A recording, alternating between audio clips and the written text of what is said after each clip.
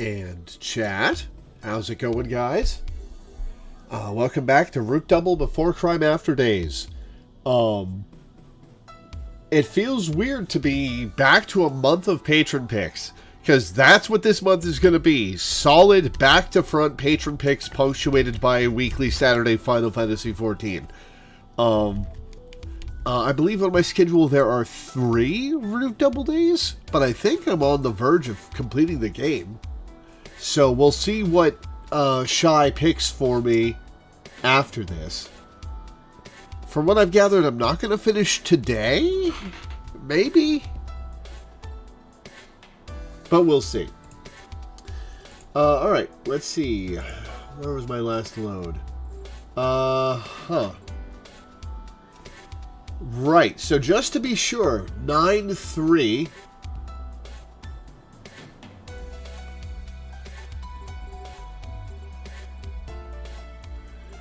is the point I'll be loading once I get whatever ending I'm barreling towards, right, Shy?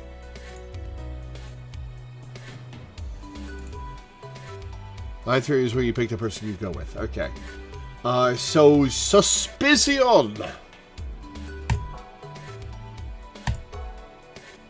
It's been 2 months, I gotta remember everybody's names. He's right. And what's more, the culprit must be one of us. June scanned the others with a sharp look in her eye. Wait just a minute, Moribe. Do you realize what you just said? But that's the only possibility I can think of. I mean, there's no one else here aside from us and those kids, right? But I don't think Natsuhiko and the others would go steal the AD without saying a thing.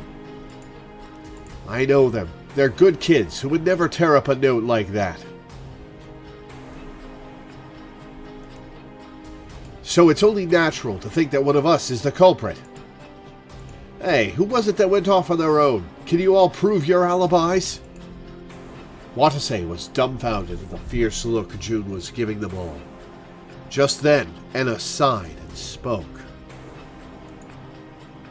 True, we don't have alibis. Teach. Me, Captain Kasasagi, Mr. Ukita, we're all off on our own for a period of time. But you know, you don't have an alibi either, Miss Moribe. Enna gave June a pointed glare. Huh? There's no one who can prove what you were doing between the time you split up from Miss Tachibana and when you regrouped with the rest of us, correct?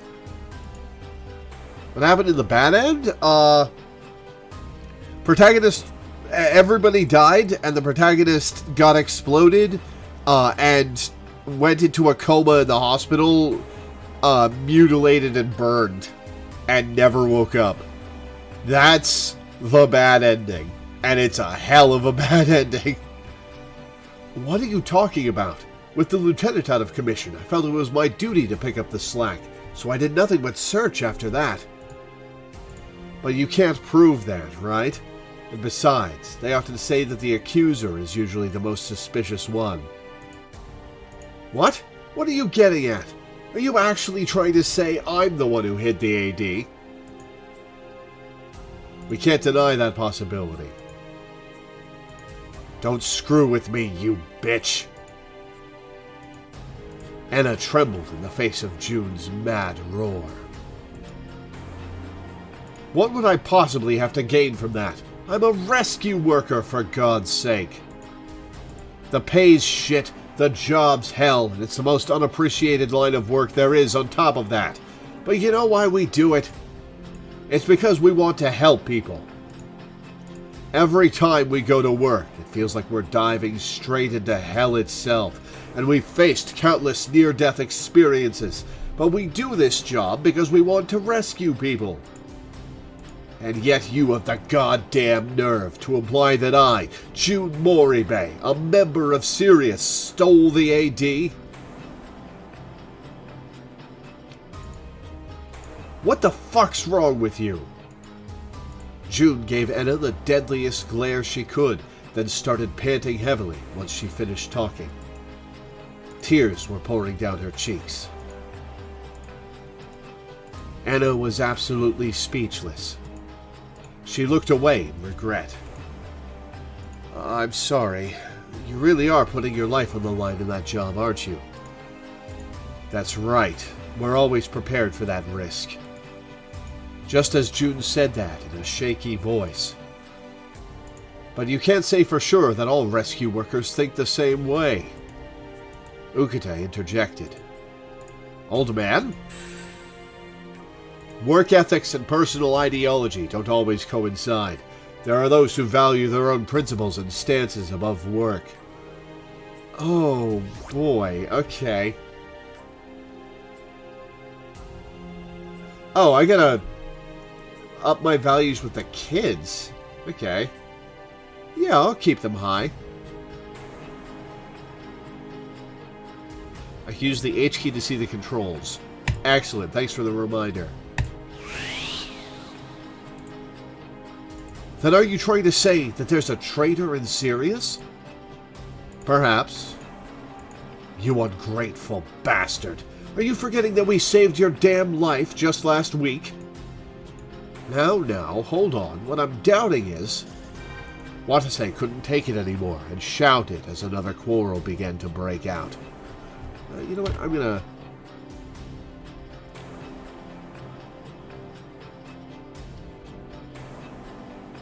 Okay, yeah.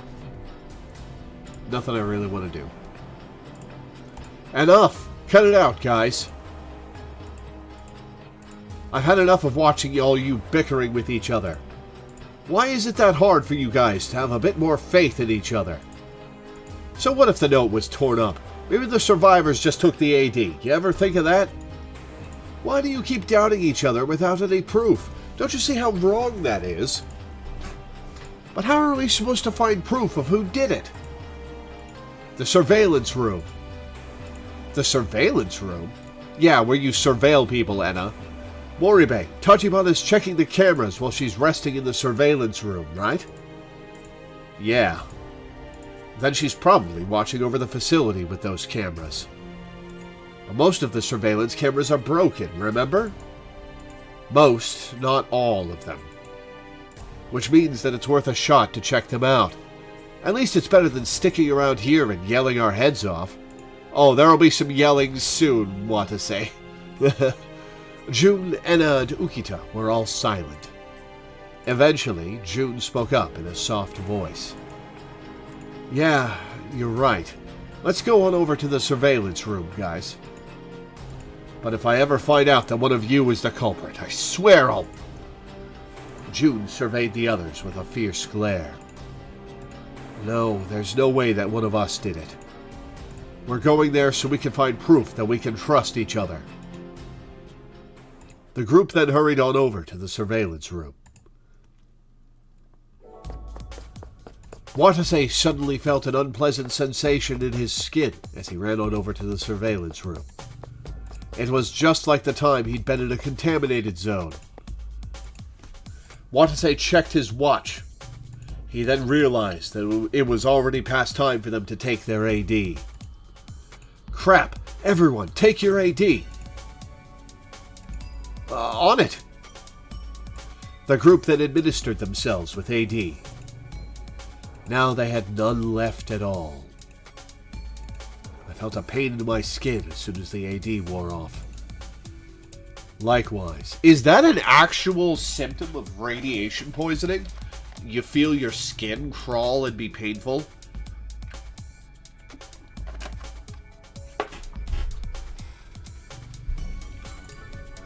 Now they really were in an environment where they couldn't live without AD. Let's step on it. We need to find out where the AD went, and fast. The group nodded and started running again. Area 3, Inner Ring, B2. He heard a voice from inside. Just then she started talking again. How do you know that? Don't tell me that. He couldn't hear the voice behind the door all that well, but it seemed like she was talking to someone. Captain, quit staring off into space and open the door already. Right. Watase restrained his confusion and opened the door. Wait! Kazumi shouted at the same time Watase opened the door. She then looked at the group, and her face froze over. Captain, and everyone else, too!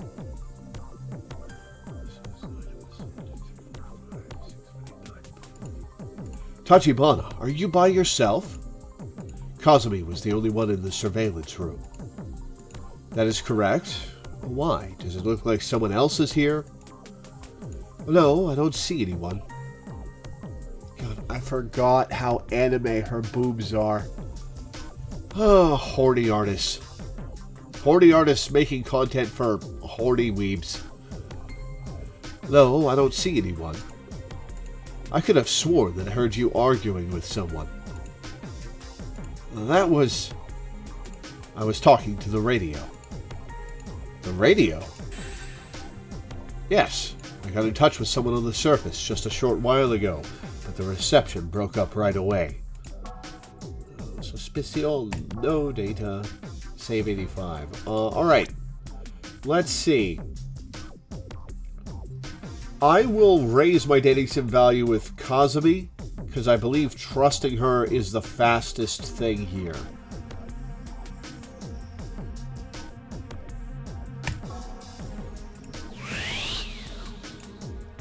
So I shouted, "Wait," by myself when the connection went dead. Kazumi looked at the floor as she relayed all that in a feeble voice. Is that true? He wondered that for a moment, but then he decided against prying any further. He didn't want to make the doubt still palpable with their group even stronger. He just chalked it up as yet another bizarre incident. Watase then moved on to the pressing issue at hand. Tachibana, just to be safe, you didn't bring the AD in here, did you? Huh? What do you mean by that? I haven't taken a step out of this room ever since I got here.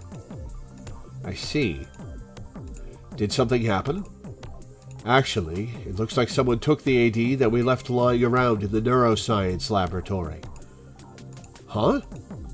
So we came here to check the surveillance camera footage to see if it could help us out. Watase looked at Kazumi when he said that. Knowing her, he figured she'd readily comply with their request.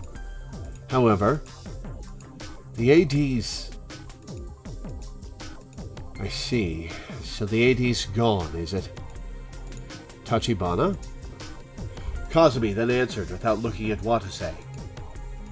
Captain, my apologies, but none of the cameras near the neuroscience laboratory are working. If we hadn't trusted her... Oh, right, I'm not going to finish today because I still have the whole of Before Crisis to play. Or Before Crime. Before Crisis. I've got Final Fantasy VII on the mind, can you tell? Is that so? I've been checking the surveillance footage in thorough detail. There are 2 cameras working in Area 1's outer ring, 2 in Area 2's inner ring, 1 in Area 3's outer ring, 2 in Area 4's outer ring, and 2 in Area 6's inner ring. That's all. Wait, Area 6's inner ring? Yes, 1 in the emergency staircase and 1 in the hallway. Then did you see Yuri on them? Miss Yuri? Unfortunately, I haven't seen any footage of her wandering around by herself. Wait, she should have been near Area 6. Why do you believe that? Ukita answered in Watase's stead. Well, you see, he claims that he saw Yuri's corpse in the Area 6 emergency staircase. Miss Yuri's corpse? We were shocked too, so we went over to check it out, but there was nothing there.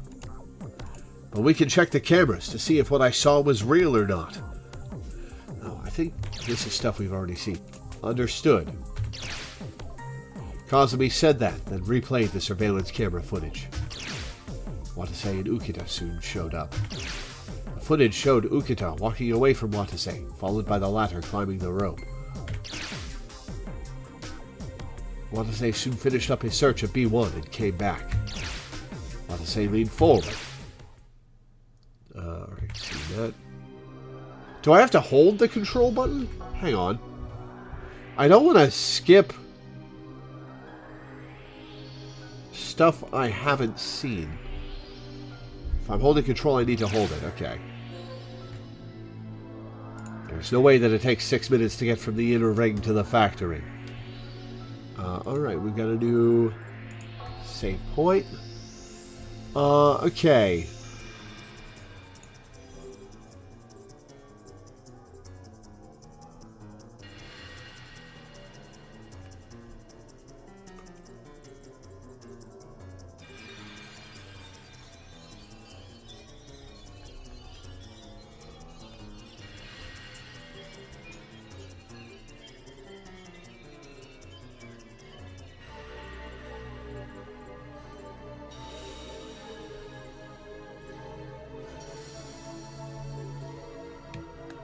Okay.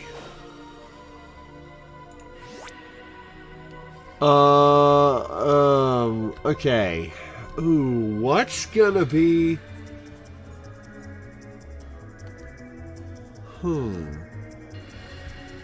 What's gonna take the least amount of time?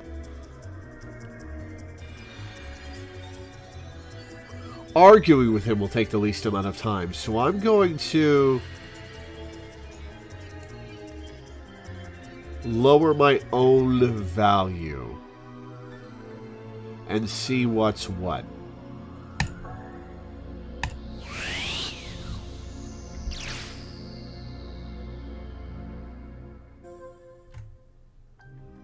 Those two researchers witnessed what you've done, so you killed them to silence them.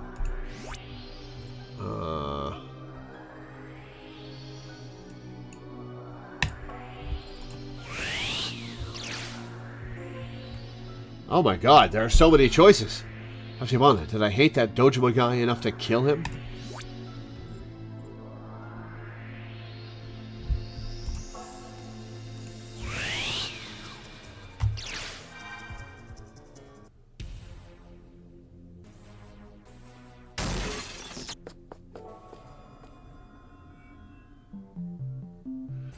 Okay, yeah, we're in stuff that I have already seen for a while.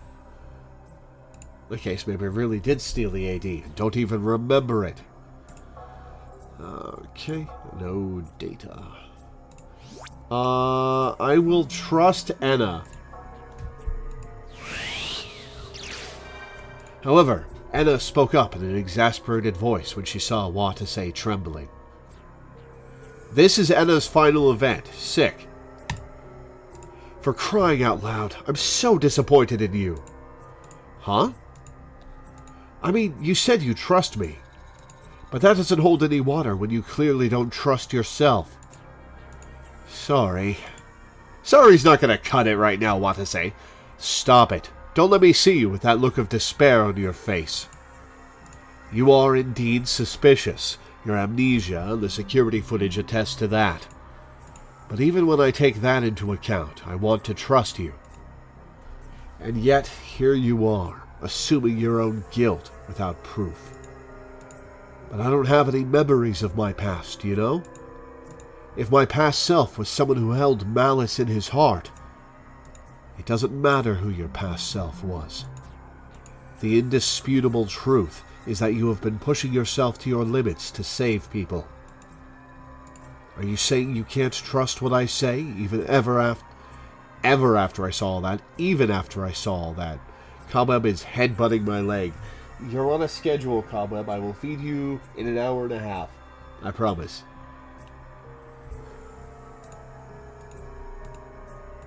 I see. Some words alone won't do it, huh? She grabs him and kisses him. Fine then. Then let's try something besides words.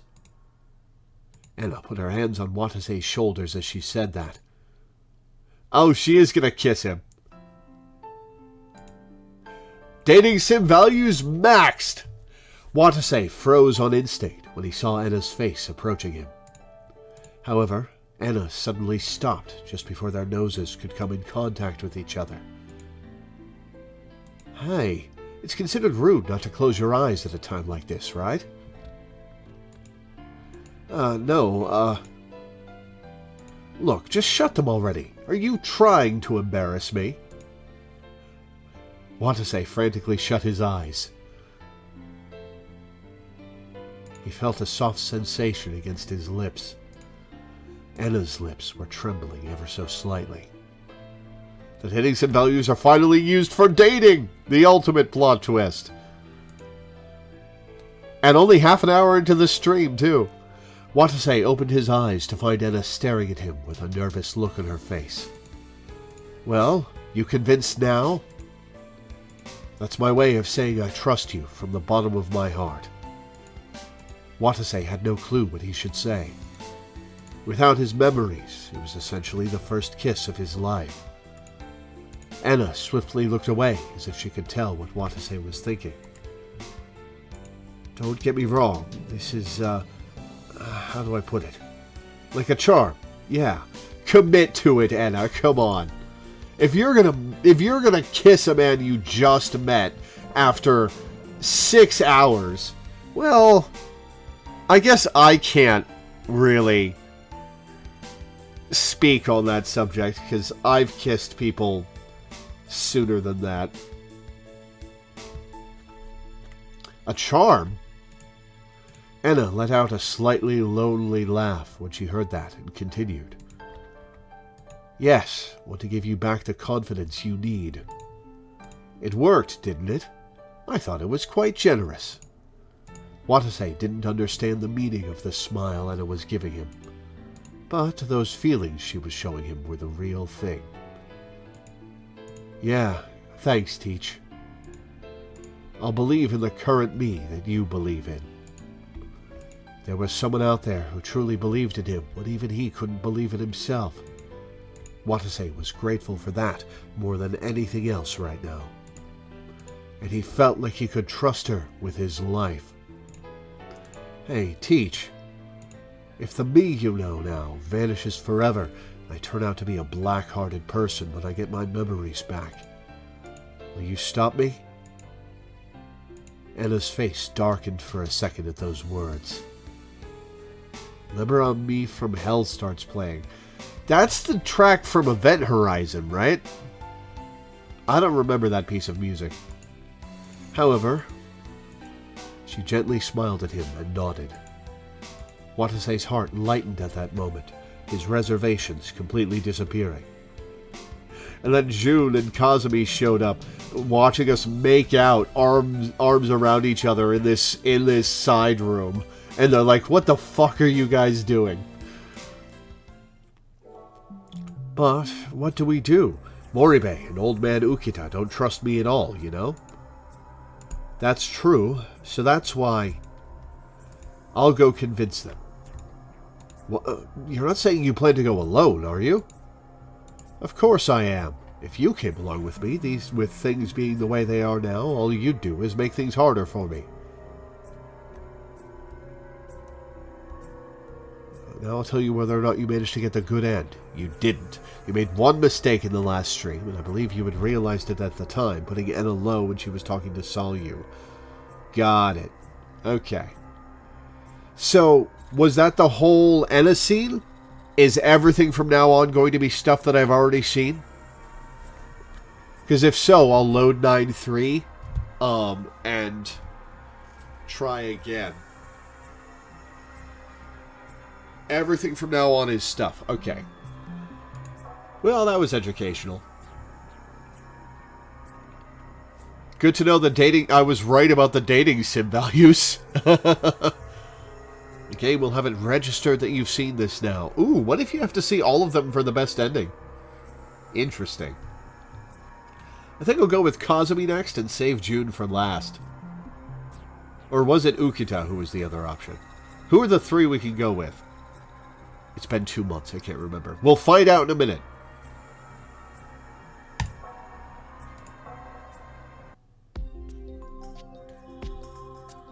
It was Kazumi and Jun left.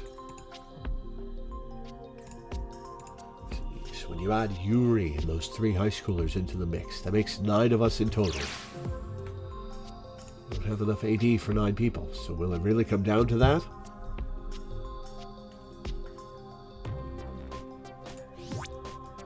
Da, da, da, da, da.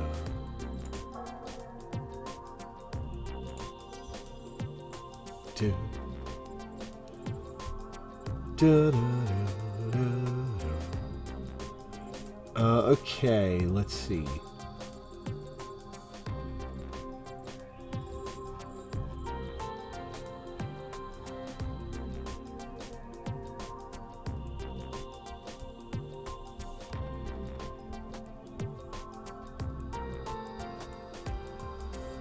Okay, I forget what this choice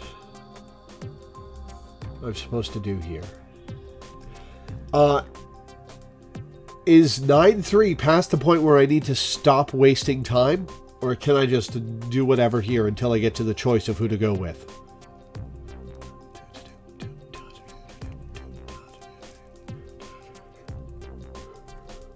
This choice doesn't matter. Okay.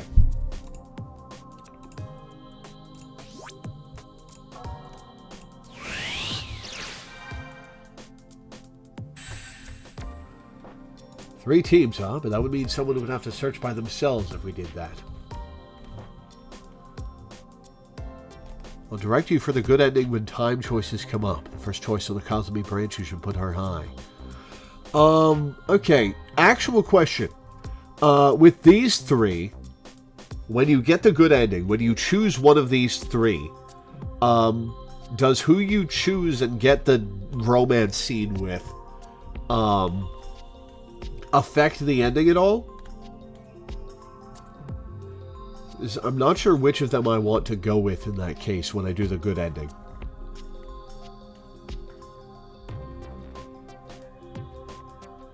I'll just get the good ending twice. It affects something. Okay, so I guess I don't get to see Enna's scene. You can't say right now. Gotcha. Okay. What's this choice? Is this I raise my dating sim level with who I want to go with or who I want to go alone?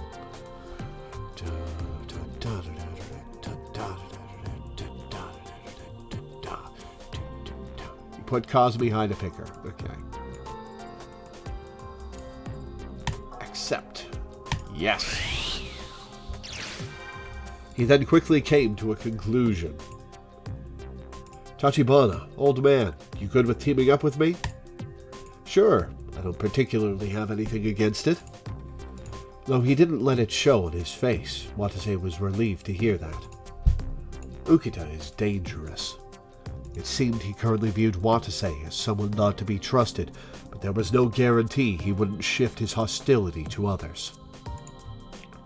It just feels too dangerous to let Moribe and Teach team up with him.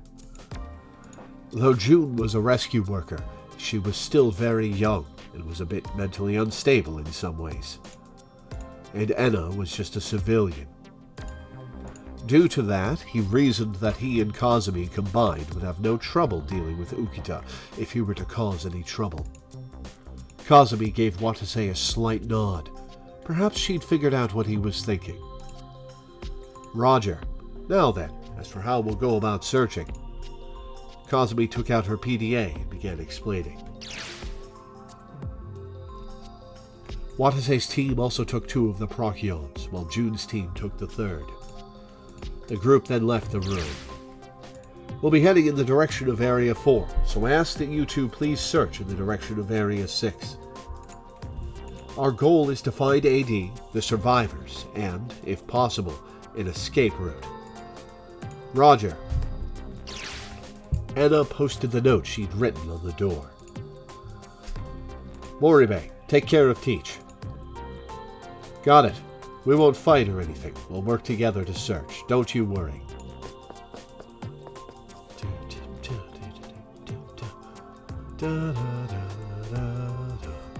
June and Enna then departed in the direction of Area 6.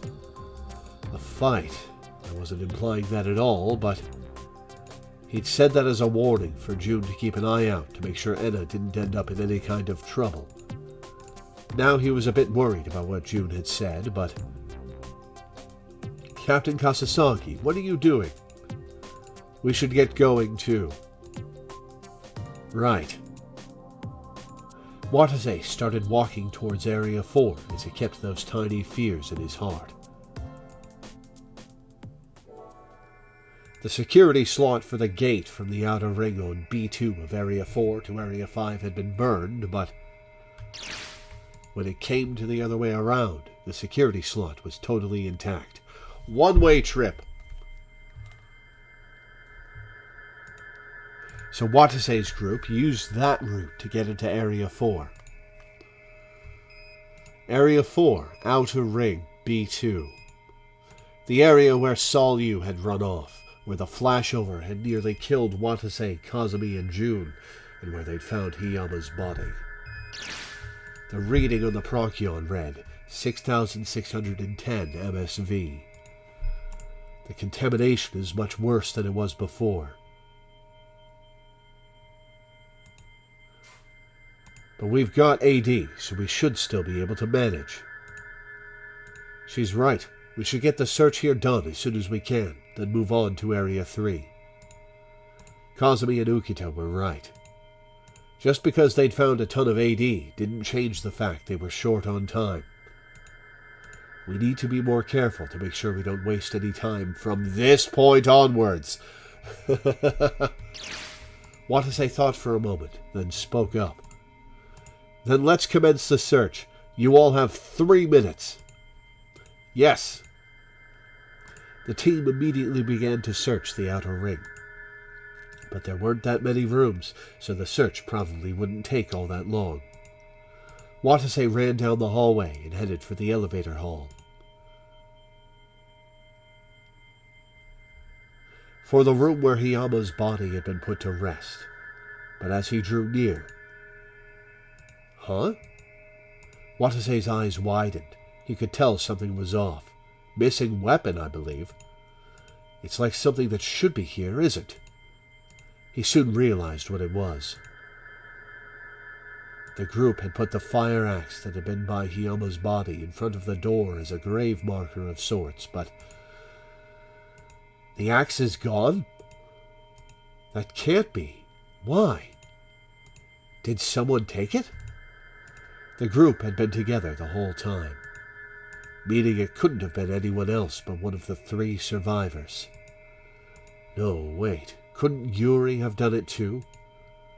Now that Yuri had run away, they couldn't say for sure that she couldn't have come here and taken the axe. But what would they want with an axe? Watase had no idea, but he had a horrible feeling about all this. Anyway, let's keep searching. Oh yeah, refresh my memory about the mysterious whiteboard message, please. Yes. The group said that, then resumed the search. But their efforts were as fruitless as they'd predicted. They went to go search B1 next. Area 4, Outer Ring, B1. Going up a flight didn't stop the Procyon's alarm, of course. The reading was 4612 MSV. Still, there's a huge difference between B2 and B1, huh? But for all we know, this place could become just as contaminated. Let's search while we still can. Right. Watase's team grouped up and searched B1. They didn't find any survivors in the outer ring. And the situation in the inner ring was no different. Yuri and the others were nowhere to be seen in the control room. They also checked the Area 5 connecting passageway to be safe. The ceiling had collapsed there, leaving them unable to proceed. It would appear they aren't here either, huh? Yeah, but... Watase was curious about the collapsed ceiling. Are we sure that the gap in the ceiling there doesn't go going up to the surface?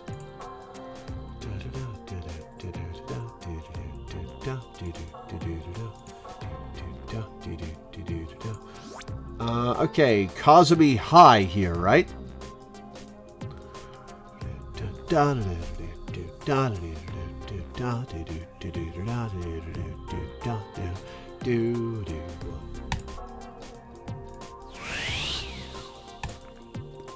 Highly unlikely. Moribe and I already checked these kinds of gaps thoroughly. And besides, if there were a hole to the surface, the commander and the others would have used it to get down here ages ago. Kazumi's words made sense. I see. Yeah, I guess there was no way we'd conveniently find an escape route in a place like this. Unfortunately, Moribe and I already checked all the places that looked like they could be escape routes, as I believe I mentioned earlier.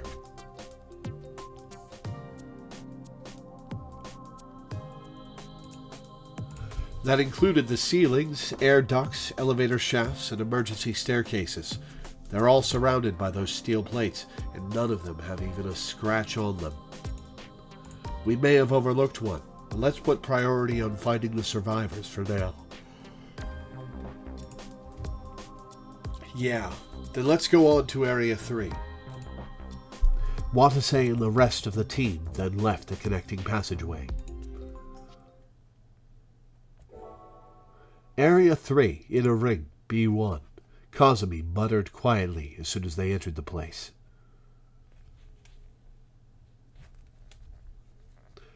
Hey, Space Mano, how's it going? This is... Kazumi was looking at the room in front of her. It was the room where Dojima and those two researchers had died. There's bodies behind that door even now. Watase's body froze when he thought of that ghastly spectacle. Kazumi High, right? I'm guessing?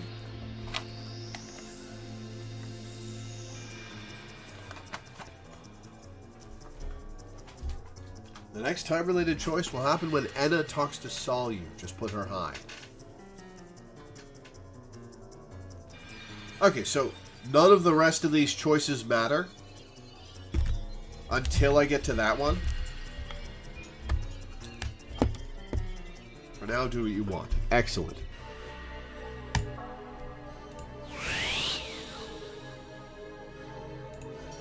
But he did his best to hide his fear and spoke up. Wait here a minute. Captain Kasasagi, what are you up to? I'm probably wrong, but I want to check something to be safe. Just then, he thought he saw Kazumi's shoulders tremble slightly. Excuse me. He quickly found himself worrying about her. There is one that matters to get a flag for Kazumi, but just put her high is usually the way to go. Gotcha. Tachibana, you don't have to come in if you don't want to. I'll go check it out. Yes, my apologies. Watase walked up to the room in front of him and opened the door. Gruesome. The scene that lay behind those doors was exactly the same as the last time he'd seen it. That doesn't make it any less gruesome. But he could tell from a glance that none of the survivors were there. Watase quickly left the room. When he did, he saw Kazumi looking at him with fear in her eyes.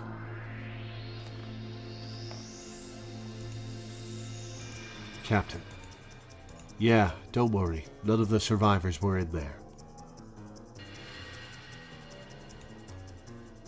That only figures. That room is enough to drive even the living insane. There was something unsettling about how Ukita had said that, but Watase ignored it. Anyway, there's only 2 rooms in this block. Let's check the other one out. Yes. Excuse me. The team then headed for that room. What lay there was a large laboratory. There were a lot of blind spots, meaning it'd be hard to tell right away if anyone happened to be collapsed behind one of them. Think it's possible anything could be here? Yes, make sure you check behind everything here. I like the takeout on the table. I could go for some fried rice, but I have to watch my money this month because I am very tight on money this month.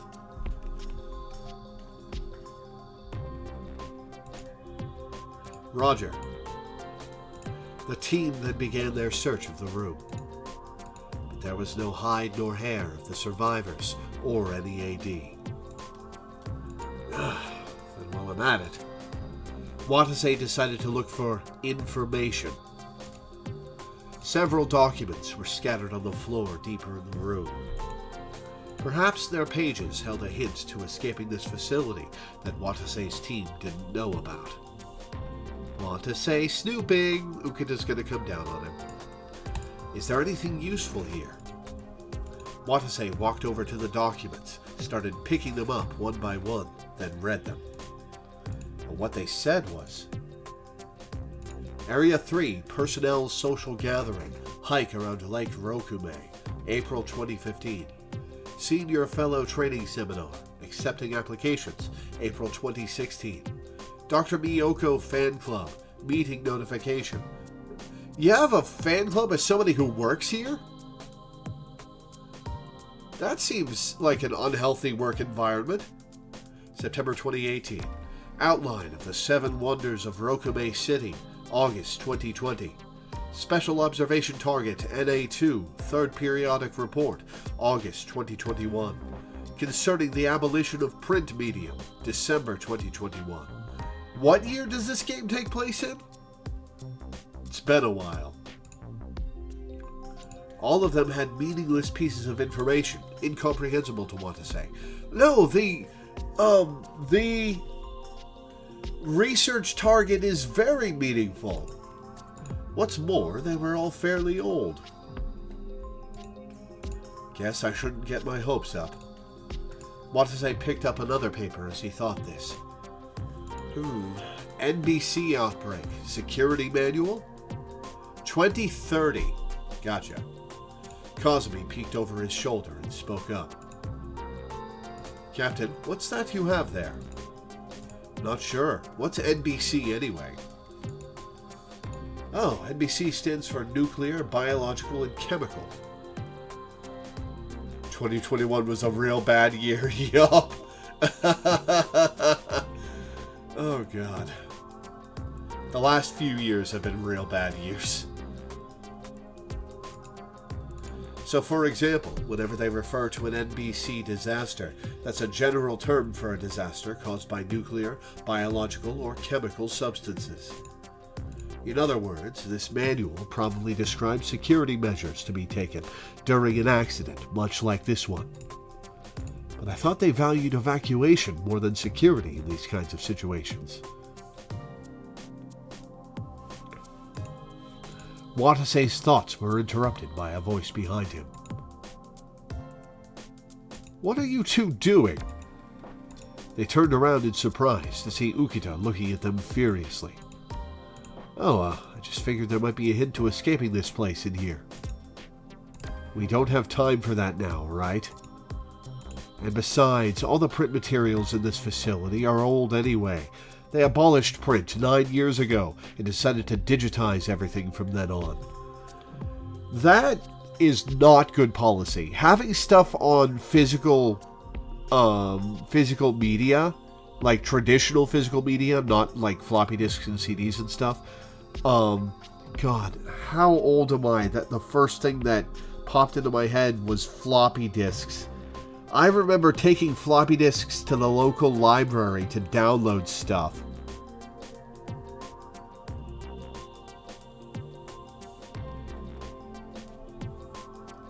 .5 megabytes, baby. Good shit. God, I am turning 36 this year. I am feeling my age. My beard's going gray. Like, like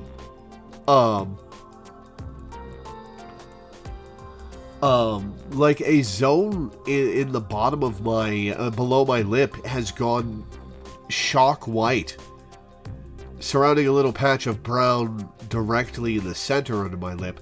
It's gone shock white, and gray hairs are threading their way through the space around that, and also through my mustache.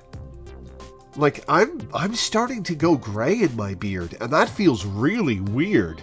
I'm only 35. That's not supposed to happen yet. So weird. They haven't gotten around to disposing of these documents yet, but they're so old that the information's useless anyway. But what about the disaster prevention manuals? The ones we found said 2030 edition on them. Those are the only emergency procedure documents, so they always distribute printed copies of the latest version. But that, along with everything else in this facility, is supposed to be top secret. I believe I told you earlier that digging too deeply into things could have severe consequences. But this is an emergency, so regardless of the policy, this isn't a simple threat or a joke. I'm telling you this for your own safety. I still think that Ukita's clearance level is way higher than he lets on.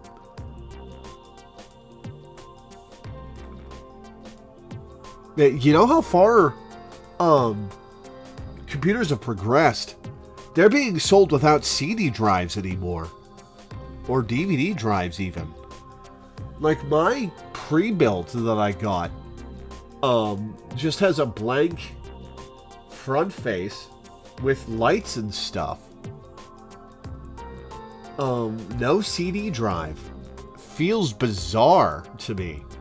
Means I couldn't install my printer software, so that's a dead hunk of plastic and circuitry.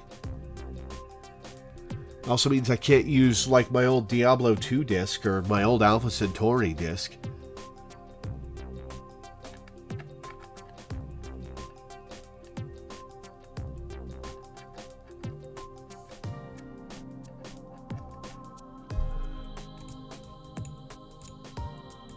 You shouldn't take a government-managed research facility lightly. Unless you don't like the idea of living in peace, that is.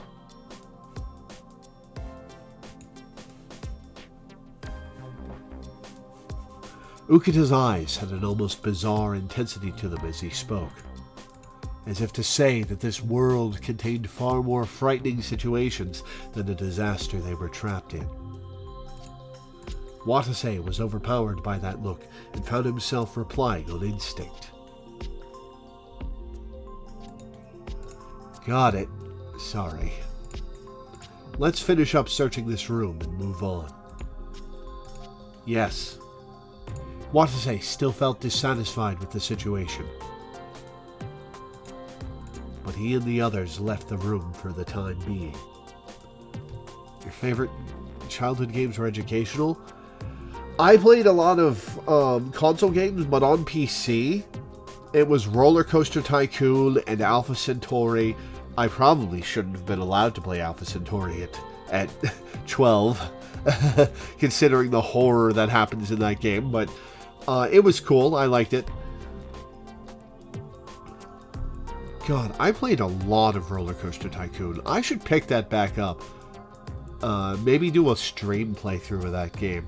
That would be fun. I own it on Steam.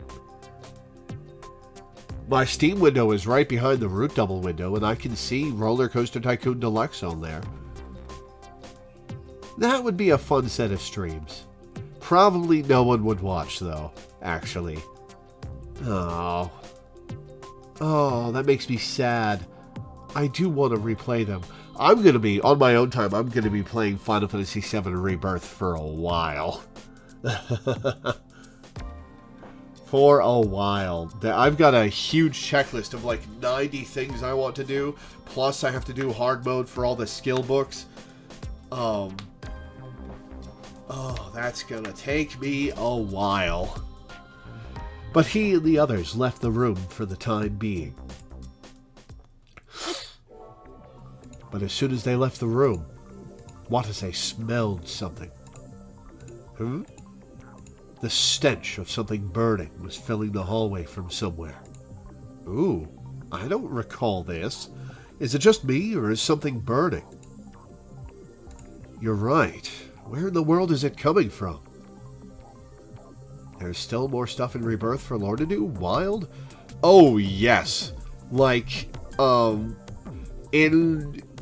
after the second Gold Saucer visit, you unlock a whole bunch of extra levels in the mini games. There's still the hard mode of a bunch of Proto Relic minigames. There's the final Proto Relic quest that leads to the super boss. I want to refight all the Queen's Blood players with their new hard mode decks.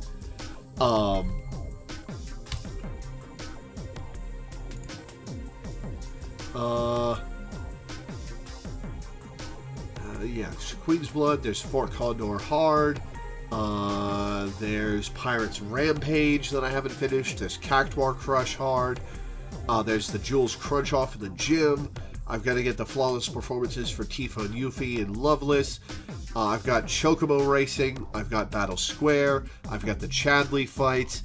I've got the expert version of G-Bike. I've got to do 3D Brawler, which I suck ass at. I've got to do the Queen's Blood Nightmare Challenge. I've got a couple side quests in the Gold Saucer. I've got to do Glide to Chocobo in Cosmo Canyon. I've got Gears and Gambits hard. I've got the Kate Sith box storing minigame from Shinra Manor. I've got a few things left to craft, and I want to get full combos on all the piano themes. All told, I have like 90 things left on that checklist. There's a lot to it. And like, okay, so permit me to gush for a moment. Let me take a quick detour. Final Fantasy VII Rebirth is the first open world I've truly enjoyed. Like, I kind of liked Arkham Cities, but that was a very simple and small one. And there wasn't really that much to do besides traverse from place to place. It was lucky that traversing was very fun. The Spider-Man 2018 was fun, but there really wasn't much to do besides go from place to place. In Rebirth, the open world is full of things to do, and they're all fun. They're all interesting. Oh yeah, I guess Breath of the Wild is an open world. I guess, yeah, Breath of the Wild. But even so, I like Breath of the Wild's open world less than Rebirth. Like, I've been watching Maximilian Dude's playthrough of Rebirth, and the thing he keeps saying is that he doesn't mean to have. He doesn't mean to 100% each zone before he leaves. He just does things, and they're fun, and they lead to other fun things. And before he knows it, he's almost done with the region, and he feels like he might as well finish it. And that's really the case. Like, there were very few things in Rebirth that I had to force myself to do. It was very fun to traverse and do all the things in each region. Rebirth's open world is fantastic. It's so good. I like Rebirth more than Remake, and Remake is my 8th favorite game of all time until Rebirth came out.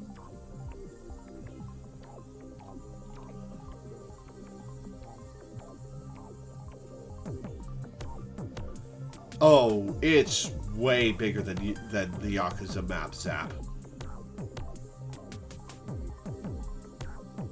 Kind of a boss baby thing would be to say. You're getting real Yakuza vibes, says man who's only ever played Yakuza.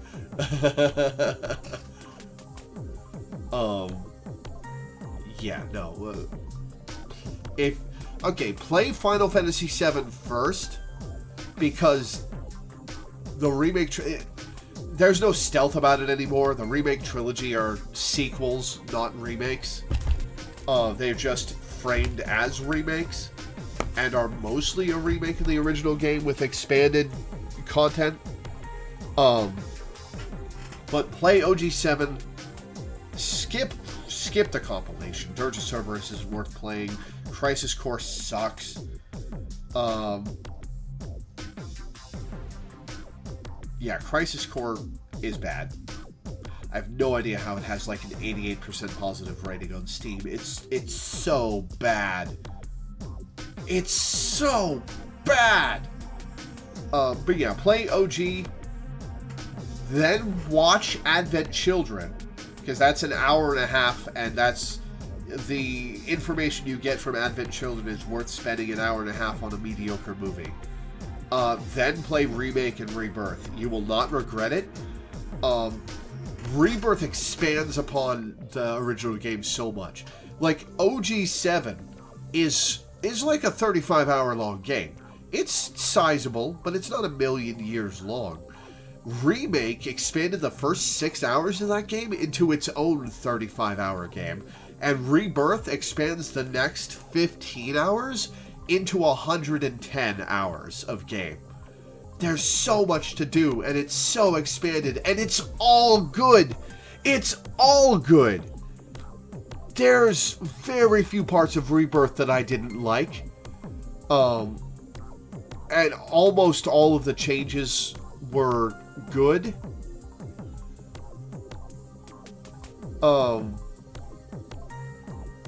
Like, this is not really that much of a spoiler. Yuffie is not optional in Rebirth, and the way they introduce her, is instead of Priscilla getting drowned by the terror of the deep, and you having to resuscitate her, Yuffie gets drowned by the terror of the deep, and she has to be resuscitated. That's how they introduce Yuffie. It's brilliant. It's a brilliant change. And the game is full of brilliant changes like that, with one notable exception. That, like, I didn't like a specific sequence in the Corel Desert that if you haven't played OG7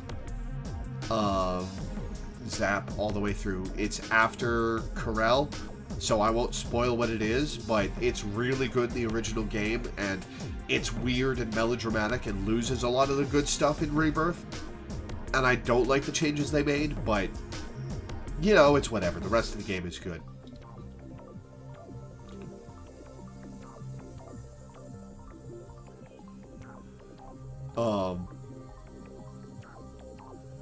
Yeah, you're in for a treat, Zap. 7's a great game, and I think Remake and Rebirth are better than 7. I think they're better than the original game. They're... Okay, so... So, the Dead Space remake was, in my opinion, the greatest video game remake of all time. Before that, I thought it was Resident Evil remake, but then the Dead Space remake came out and blew it out of the water. Like, the changes they made were amazing. They were faithful. They were true. They replaced the bad with good, and it was amazing. And then Rebirth came out, and it blew me away. I think Final Fantasy VII Rebirth is the greatest video game remake of all time. Like, legit. It's so good. It also has probably my favorite final boss sequence of all time.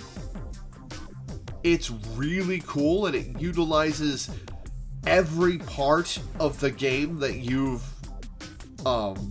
been introduced to up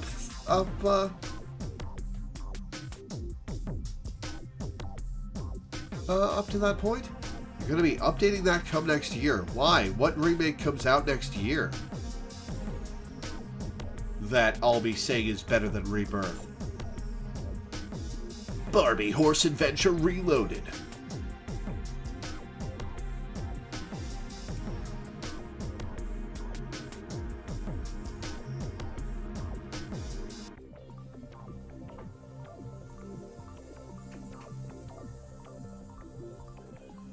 Releasing a lot of remakes. Oh, it's just a general statement that they'll probably release a better one next year.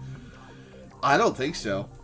I think that at the moment and for the foreseeable future, Rebirth is the pinnacle, and it probably won't get dethroned until the third part of the remake trilogy.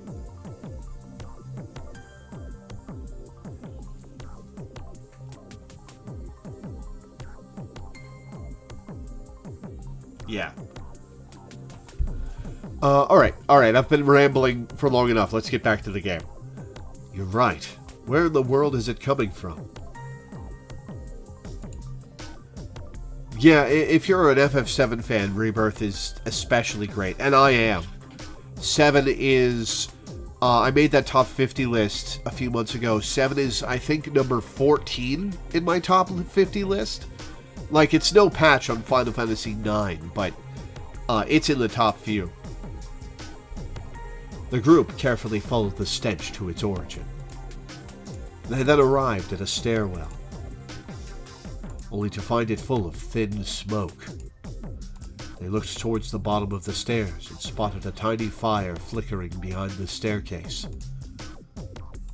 It doesn't appear all that strong. Yeah, it's probably going to explode on us, Kazumi. Hey, old man, it's dangerous, so stay back and wait. Alright. Survey.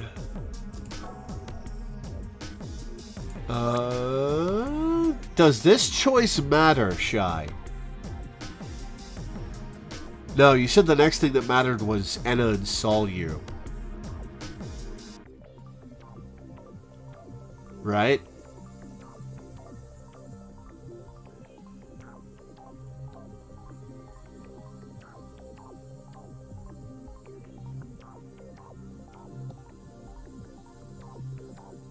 Just gives you Kazumi points, you got a lot of them. Okay.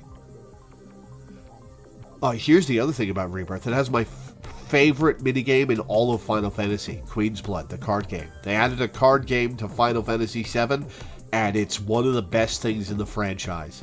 If they made a real Queen's Blood card game, you'd never see me again.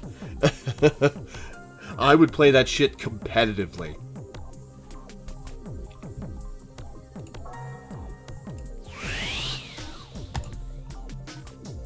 Once he confirmed Ukito was now outside the stairwell, Watase descended the staircase with Kazumi. They then checked out the small fire.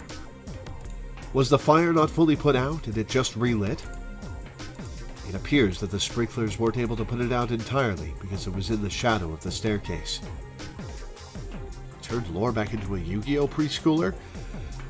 This is gonna be a hot take. I don't think Yu-Gi-Oh! Is a good game in its current form. Like, I never played it, but everything I've seen about it, and the unhealthy meta, and the unhealthy game design, and the constant power creep, and the overcomplicated cards that require a magnifying glass to read, I don't think Yu-Gi-Oh's good. And this isn't me being a Magic the Gathering snob, although I kind of am. Like, I don't think Yu-Gi-Oh's good.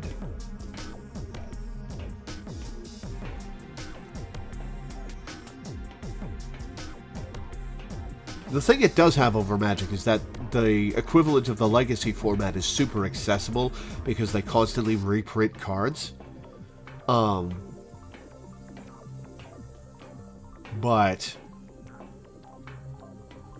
that's about it. The Yu-Gi-Oh! Anime. I watched Yu-Gi-Oh! Abridged up until like episode 30 when that was the newest thing, and then I stopped following it.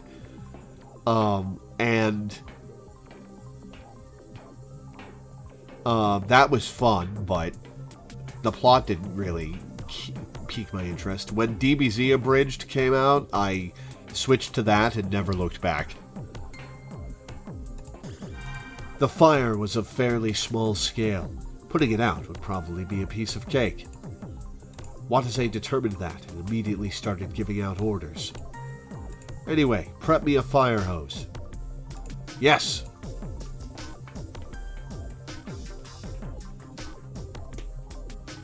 Kazumi obeyed Watase's orders and ran off into B2. But as soon as she'd left, Watase noticed a fire extinguisher sitting next to the fire. That's a bomb! A fire extinguisher? It wasn't odd for there to be a fire extinguisher in a stairwell. Oh yeah, isn't Little Kuribo still making Yu-Gi-Oh! Abridged episodes? What's he up to? He's gotta be up to like episode 80 or whatever, right? It looked like the fire nearby was almost trying to crawl over to the extinguisher. Watase felt shivers run down his spine for some reason when he saw that. What is it? He heard footsteps at the same time. Kazumi had returned. Captain, I've got the hose. Watase started shouting right then. Tachibana, stay back! Retreat! Huh? Kazumi froze where she stood. No, don't freeze. You're a rescue worker. Listen to the warning. Warning alarms were ringing in Watase's head. Look out! He's up to episode 85. Damn. Is he in like Yu-Gi-Oh! GX or whatever, the later series, or is he still in the original Yu-Gi series? Watase lunged for Kazumi as he shouted that. And right after he dove out of the stairwell with her, there was a brilliant flash behind him.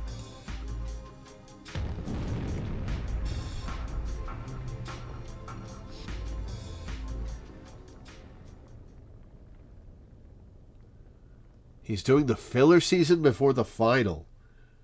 Ah. After Chapter 5, 1 p.m. chapter.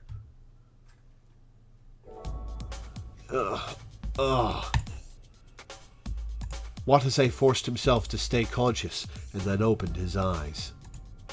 Everything around him was engulfed in thick dust. What the hell just happened? It seemed that the small fire had ignited something, causing an explosion. But as to what that something was, don't tell me. Watase then heard a voice under him. Ugh. It was Kazumi. She was lying on the floor, shielded by Watase. Tachibana, you okay? Captain? Kazumi looked at Watase with trembling eyes, then her face warped in agony. Oh, did she get stabbed? Ugh. What's wrong? My leg. Oh, did she break her leg?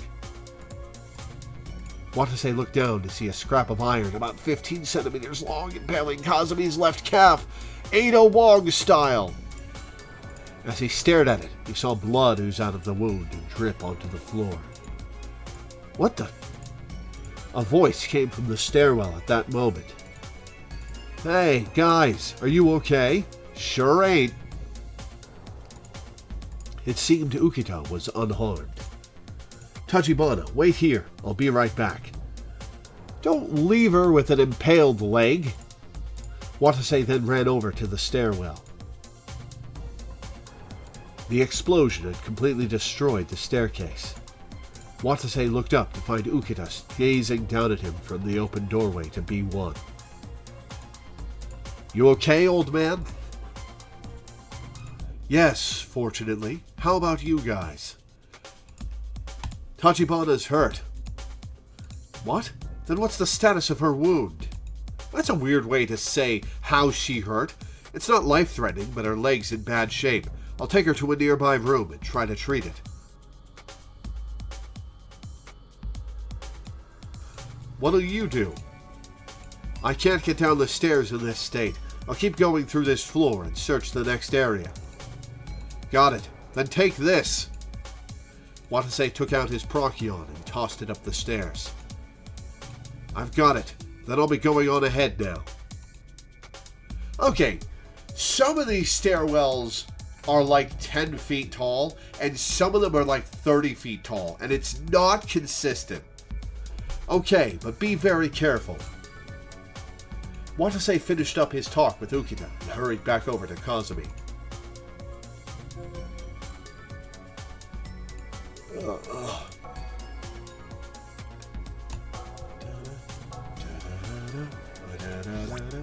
Kazumi, hi.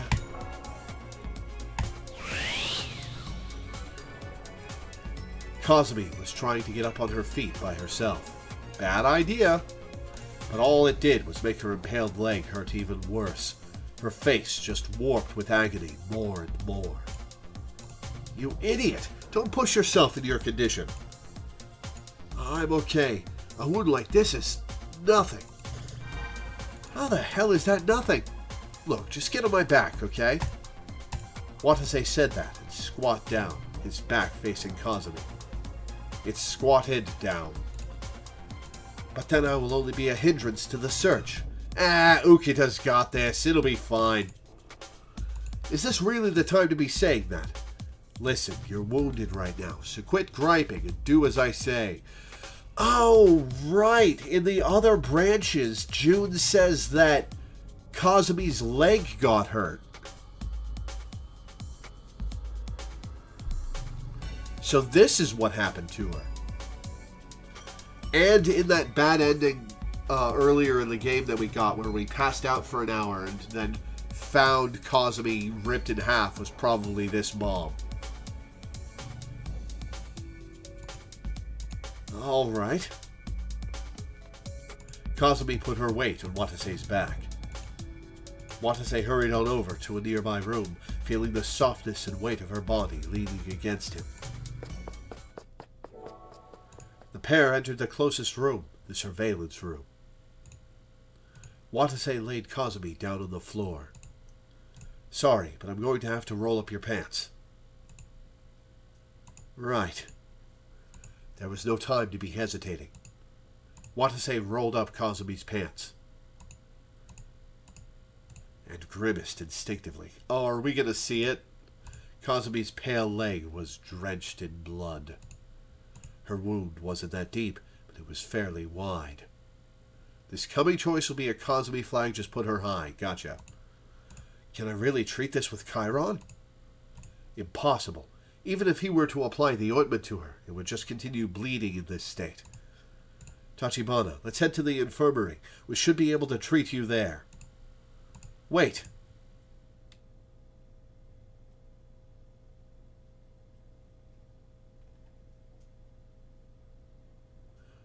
Dramatic special art. Kazumi grabbed Watase's sleeve and spoke. It appears my arteries are unharmed, so we can perform adequate treatment right here. But this needs to be stitched closed. We don't have the time or skills for stitches, so we'll use this.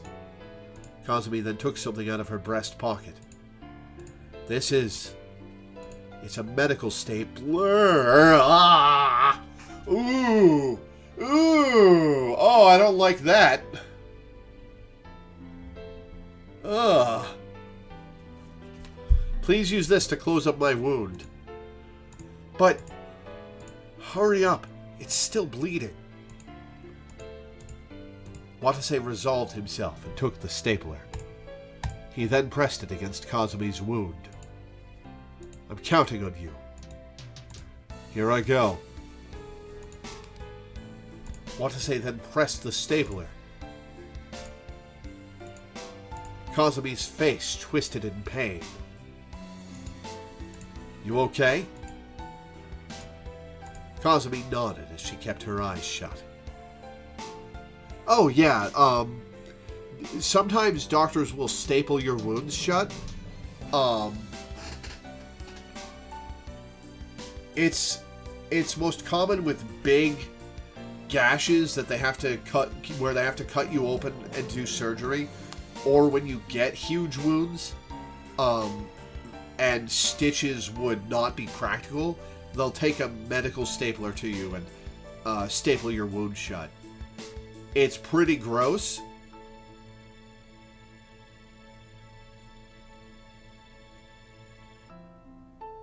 It's pretty gross. Kazumi nodded as she kept her eyes shut. Watase hardened his heart and pressed the stapler once again. 5 staples were enough to seal the wound, but he never removed the piece of rebar, so it was stapled inside it. Watase then used about half of the Chiron tube on the wound, without worrying about how much he was using.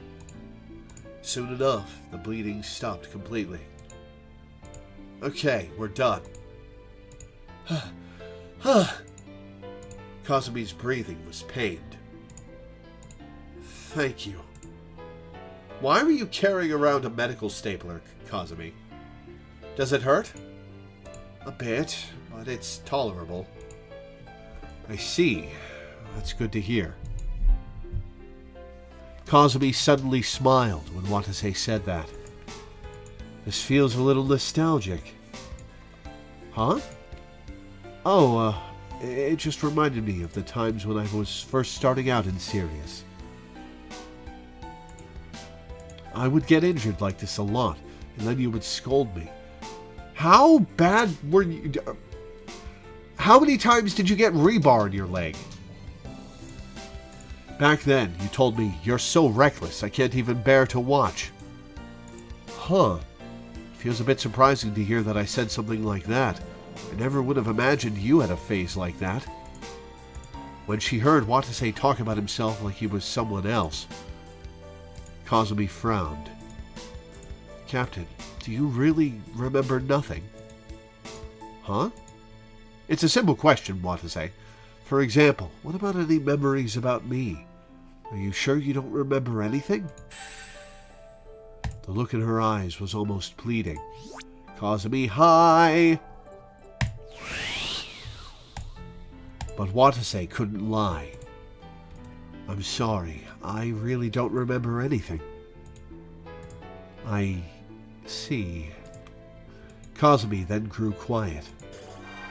Watase suddenly felt that he had to say something to Kazumi. And at that moment, a memory abruptly resurfaced in his mind. Oh my god, they boob-socked her shirt. How does it look? It's been ages since I last wore a skirt. It doesn't look weird, does it? Not at all. It looks really good on you, Kazumi. So they were together. What was that memory? It had only been for a second, but he'd seen himself with Kazumi in what appeared to be a park. Did you remember something? Well, for some reason, I remembered you wearing a skirt. Huh? Could that memory be the day you proposed to me? What is it, Tachibana? You know what it was? Tell me, what was that memory about? Well, please, this could be the key to unlocking more memories, right?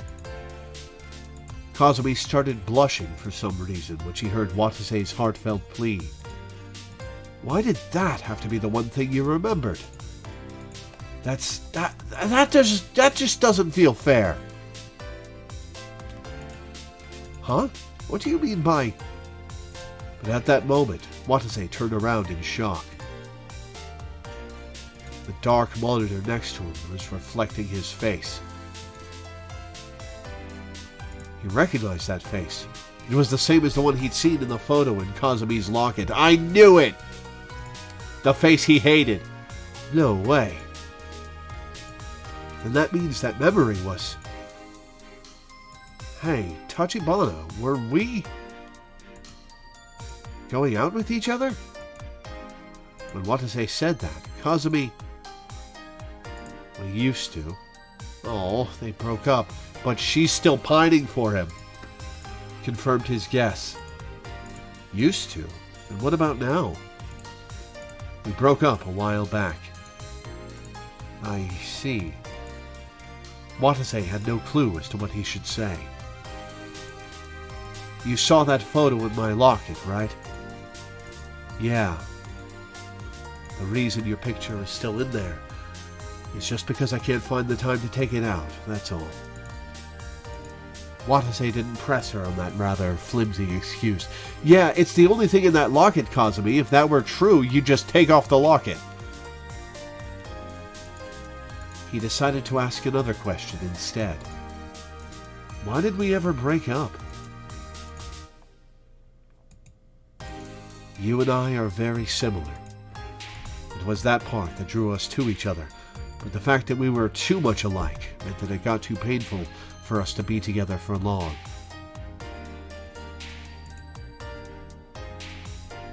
That's probably why. I see. Now that he thought about it, Kazumi had mentioned something like that way back then. She'd said that he was an intellectual rescue worker who always made rational decisions, no matter what the crisis. That described Kazumi perfectly, So it seemed they really were a lot alike. But man, I must have been a real dumbass to break up with you.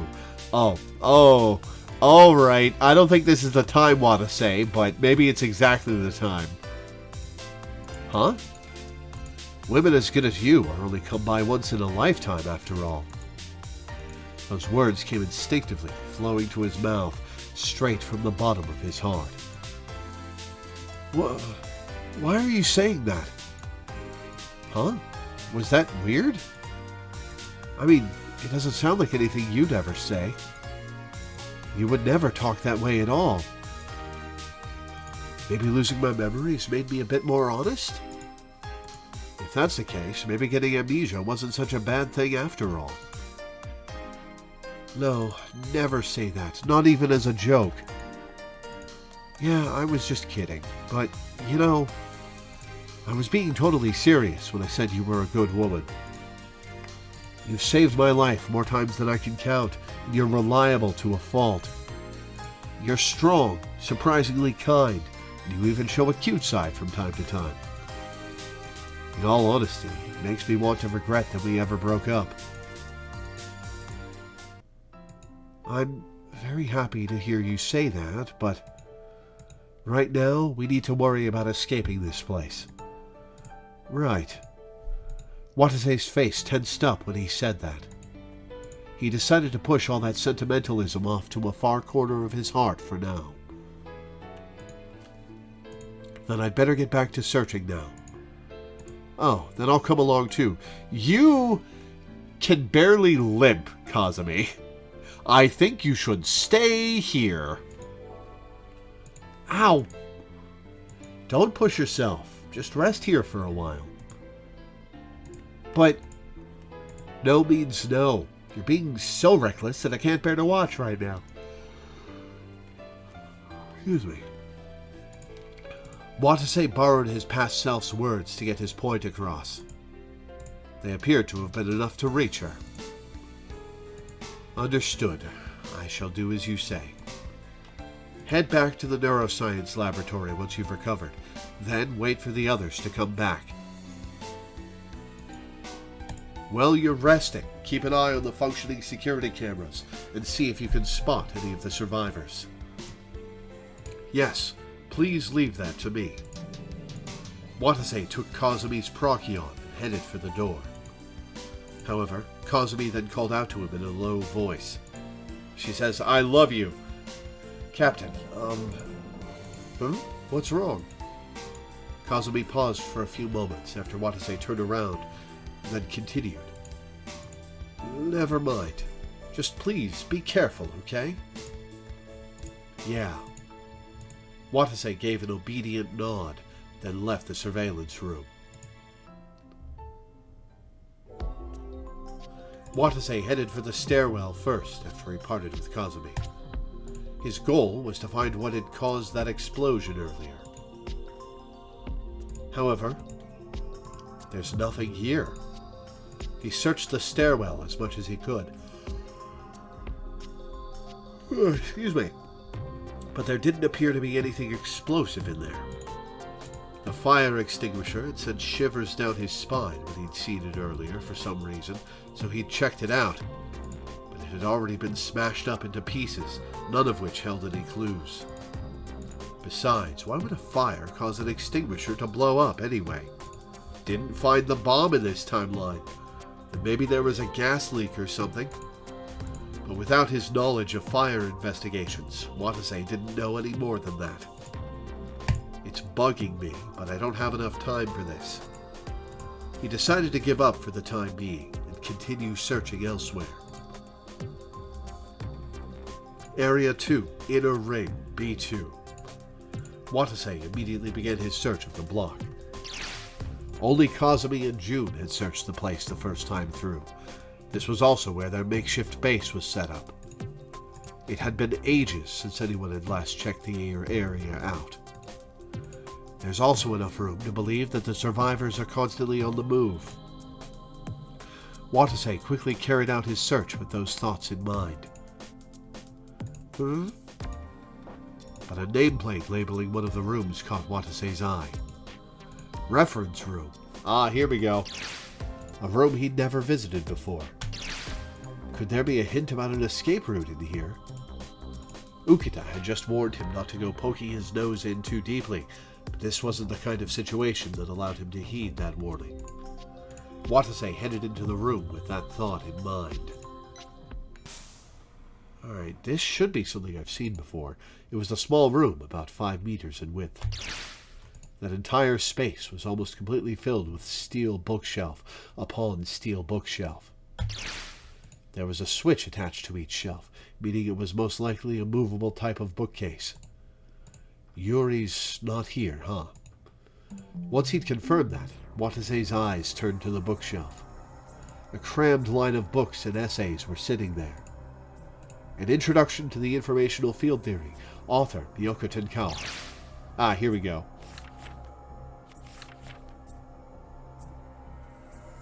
I was holding control. It just was not skipping more than one line. Alright. Here we are. Anna higher than saw you, right? Or Anna high?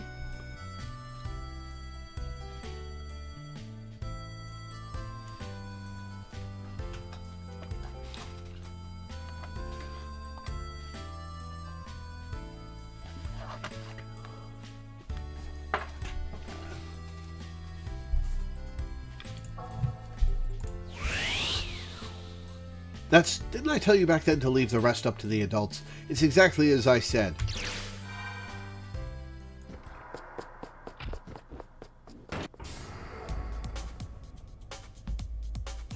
Wait, first things first. Why are you all by yourself? I thought we'd said we should avoid going off on our own as much as possible. Oh, right. You see, Tachibana was...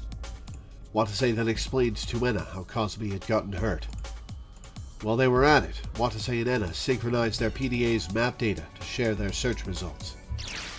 I see. So something like that happened to you guys too, huh?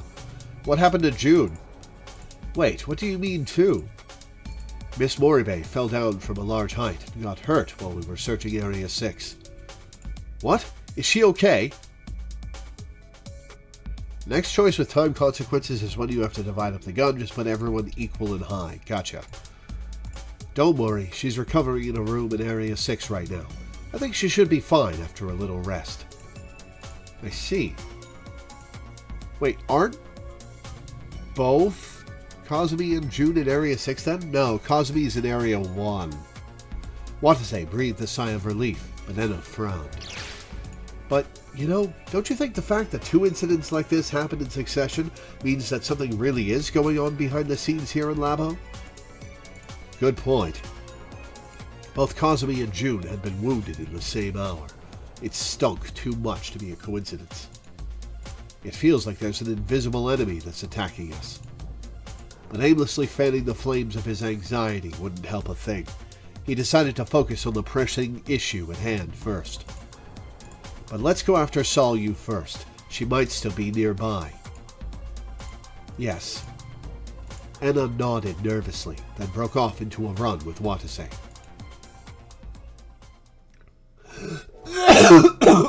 Ow, excuse me. And lots of skip going forward. Watase suddenly realized something. Was the object that had caught fire and exploded in that stairwell earlier the fire extinguisher?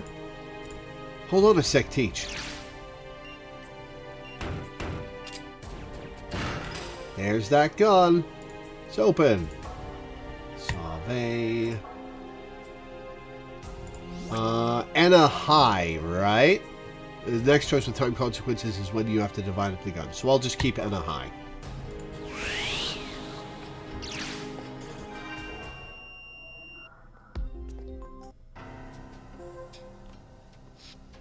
Really? Enna high.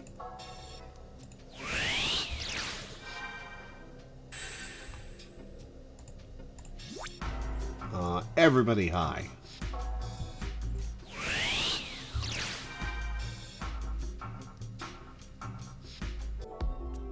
Our team got here by circling around from Area 5. Moribe, did your team find anything? No sign of Yuri or anyone else. No AD either. Yeah, the same goes for an escape route too. What about you, old man? It's only been 20 minutes since I split up from you guys, hasn't it? Of course I didn't find anything. What should we do about the lieutenant? I told her to return to the neuroscience laboratory once she'd healed up. She is not going to heal up from medical stapling anytime soon, Watase. Then this is a good opportunity, seeing as how Area 6 is right next to the neuroscience lab. Then let's continue the search, shall we? Okay, next choice involving time is when you can fiddle with the senses of the kids, just put them high. Then after that, put Kazumi high, the next choice. Alright. Anna high.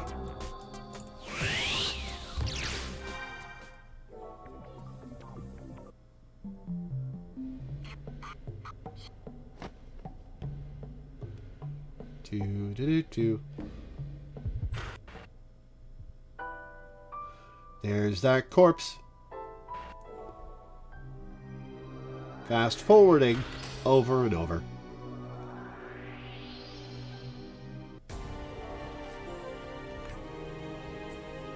How, you ask? It's obvious. Someone stole the AD, that's how. Okay. Fiddle with the senses of the kids is the next choice. So June high.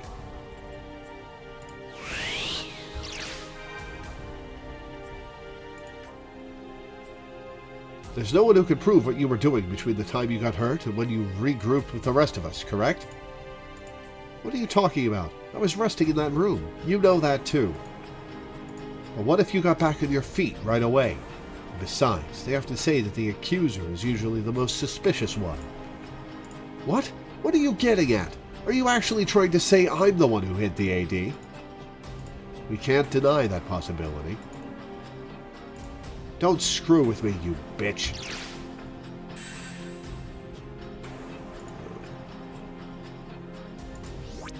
Kids high. Okay. I'm going to save here. Alright, kids high, accept. Tachibana's checking the cameras in the surveillance room. She may have seen something.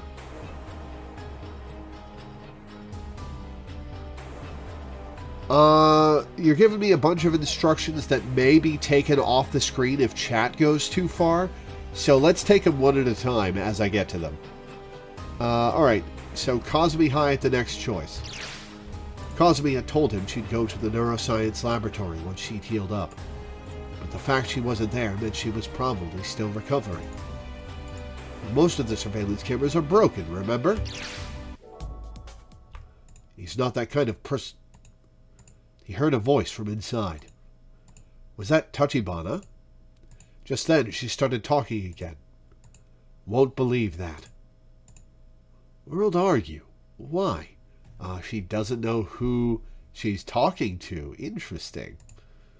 He couldn't hear the voice behind the door all that well, but it seemed like she was talking to someone. Alright, Kazumi high. Kazumi high. Okay. Next is Watase over Ukita. Yeah, Watase over Ukita.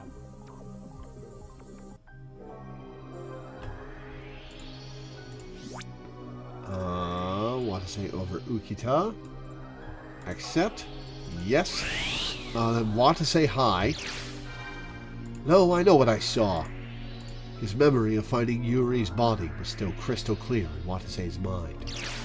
But his subjective memory had been smashed into pieces by Ukita's rebuttal in the objective video footage.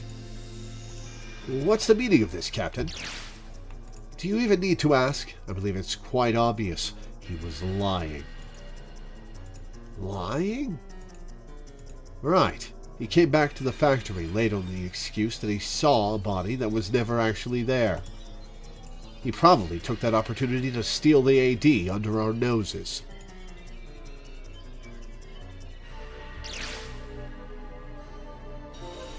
Alright, so this is Watase High. Yes, Watase High. And now Kazumi and June over Watase. Kazumi and June over Watase.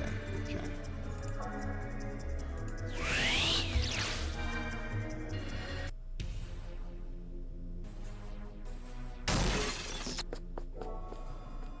And now we skip through a bunch of stuff. But at that moment, Watase's head suddenly started hurting, and his skin felt numb. It was just like the time he'd been in a contaminated zone. Now we head on into the good end. Do none of my choices from here on out matter? Watase checked his watch. It was past time for them to take AD. Crap! Teach, administer your AD! Right. Watase and Enna frantically injected themselves with their last AD. Watase felt his headache settle down immediately as he did so. The Procyon's reading was at 5726 MSV. You'll have one choice to get Kazumi's final event, but that'll be it. Cool. Now we really can't live without the AD. In other words, Watase and the others only had an hour left to live. I mean, think about it. It's been a real long time since it passed the first danger standard. It's been a few hours since the AD has stopped being enough to protect us from the radiation here, so it's not surprising I've been hallucinating.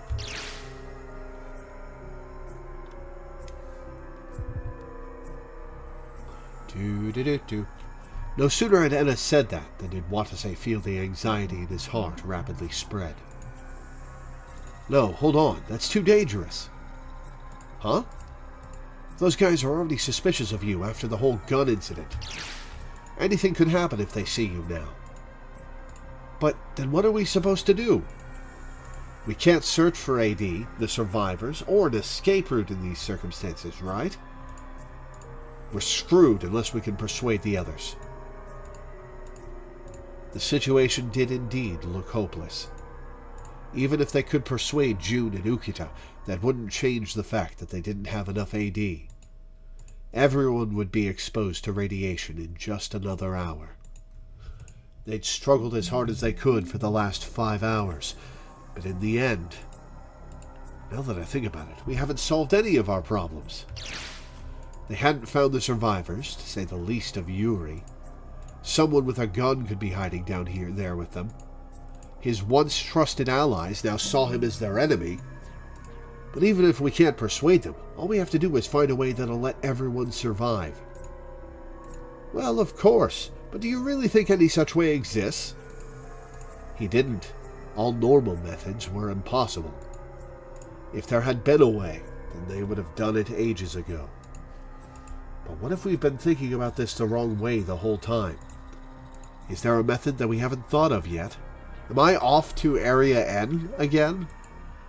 If it means running into danger we've avoided up until now, or putting my own life on the line. If I'm prepared for that, then what's the first method I can do? Words that he had heard a while back replayed themselves in Watase's mind. It seems that there's still a huge fire going on in Area N, which is where the reactor is located. The security system's gone haywire thanks to that, which means, in theory, that we can no longer access it externally. A light bulb went off in his head. A wide smile then spontaneously adorned his cheeks. What is it? Watase answered Enna's puzzled question with a subdued voice. Teach, I thought of a way to solve all our problems. Huh? The answer was right there at the very beginning. I already knew long ago how to save everyone. What are you talking about? Why'd you keep it a secret if you knew all along? Shh. Watase put his index finger to his lips. Enna went quiet with a start. Don't shout. We're done for if Moribe and the old man realize we're in here. Do you really know what to do? Yeah, I'll tell you and you alone. Listen up. Enna walked up to Watase in surprise. and then reached up and kissed him. No, that's the other timeline. He then brought his mouth to her ear. Listen up. That method is for me to sacrifice my life. Oh, be an all drama queen about it. And whispered those decisive words. Huh? Anna's eyes widened. Watase then slipped behind her and got her in a chokehold. I thought that was coming. Watase paid no attention to Anna's pained grunts and kept squeezing her neck. Why? I'm sorry. Now that you know, you would have tried to stop me, right? So I'm sorry, but I'll need you to take a little nap here for a while. Even more romantic than the kiss. Before long, strength left Anna's body, and she was permanently brain damaged. Watase laid her on the floor. What do you think you're doing? He heard the auditory hallucination echo through his head again. It no longer even surprised him. So he paid no heed to it and left the room.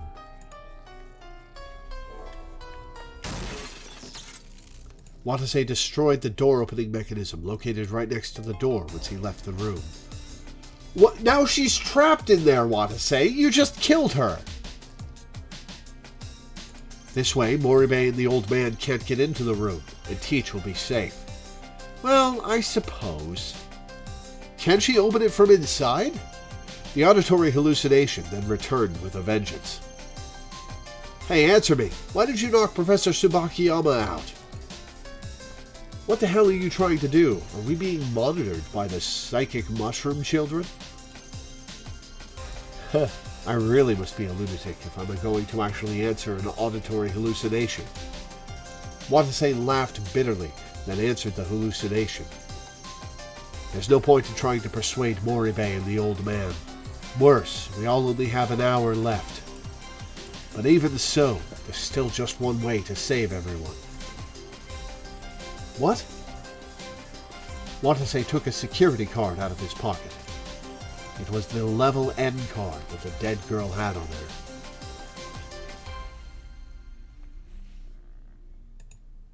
The only key that would open the door to Area N. The commander said that the security system is going haywire because of those fires burning on in Area N. So, if I can put out those fires, then that means the security system should stabilize and the lockdown will be lifted. You're not actually thinking of going to Area N by yourself, are you? Bingo. The melted down nuclear reactor was in Area N. The radiation filling that area was no doubt off the charts compared to what they were faced with out here. But in spite of that, Watase still managed to force a smile. So what? What he truly feared wasn't death. It was powerlessness, to watch everything come to an end, helpless to stop it. With that thought in mind and his destination set, Watase started walking off. The auditory hallucination then began to shout desperately at him. Stop it, you dumbass! You'll die! You can't put out the fire of a burning nuclear reactor all by yourself. Even if you could, you'd be exposed to radiation for sure. That voice had guided Watase many a time up until now, even though he didn't know if it was his ally or his enemy. So when Watase once again heard that voice no one else knew of, he defied it. Sorry, but I can't listen to you this time. Someone's gotta do it. Everyone's struggled hard for the last 5 hours, but look where that got us. You want to die that badly? Are you really okay with dying if it means saving everyone else? The voice was growing louder and angrier. Watase answered it with a wry smile. You wouldn't understand. It's not that I want to die. I just want to save everyone, that's all. Why are you going this far? This was the second time he'd been asked that today. Why are you going this far to save my life? Watase fondly remembered that question. It was from a time where the group had worked together to find a way to survive, a time before they were overtaken by discord. Watase quietly muttered the answer he hadn't given back then. Wanting to save people's been the one constant for me this whole time. It was all because you told me to save Yuri way back when this all began. Without any memories of the past, these few hours he'd spent here in Labo were Watase's entire life. And the few memories he had recovered had been of Labo too. What about the one of Kazumi? Watase. That's an important one. This dark underground facility was the only world he knew. Maybe he could have made a different choice if he were living peacefully. But Watase had awoken in this facility, consumed by radiation. All while bearing the burden of his role as a rescue squad captain. So, all I want to do is fulfill my role. Well, that was a good time for the music to hit the drop. I hated feeling so powerless, surrounded by nothing but fire, explosions, and smoke. When we didn't have enough AD, I went running straight into gas in a contaminated zone. When someone fell into a hole, I grabbed their hand and pulled them out. I protected Yuri with my body when the debris threatened to crush her. This whole time, all I've ever thought about is how to save everyone. The voice went quiet. It wasn't surprising. There was no one out there who could understand Watase's feelings. I think Kazumi and June probably could.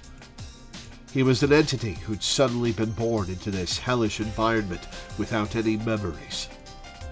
He didn't know who he was, only that he was a spirit bestowed with the sole duty of saving lives. That was him. That was Watase Kasasagi. What if the voice in my head is Watase's original personality and this Watase is a transplant? Or artificial? The wounds he'd gained in the process of fulfilling that duty suddenly began hurting. His burnt left hand, his cracked ribs, the cut on the back of his head. His throat felt like it was on fire from thirst and all the vomiting he'd done, and his body was as heavy as lead from all the exhaustion he'd built up. And yet he did not stop, for his will was the only thing he could rely on now that he didn't even trust himself. I'll be damned if I let the others die because of my action. And the same goes for letting anyone die because I did nothing. If putting out the reactor fires will save everyone, then I'll do it. Even if I lose my life as a result. Perhaps the auditory hallucination had figured out what he was thinking, and it spoke up in a faint voice. That we will find out what the voice says after my break, because it is time to feed the cat. Because it's been 2 hours. I'll be back in a couple of minutes, guys.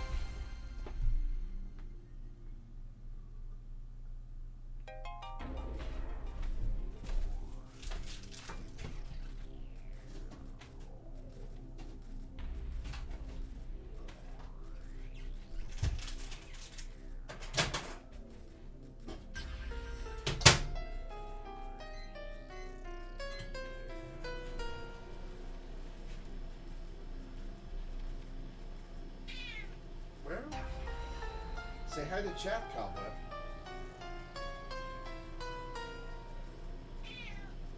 Well...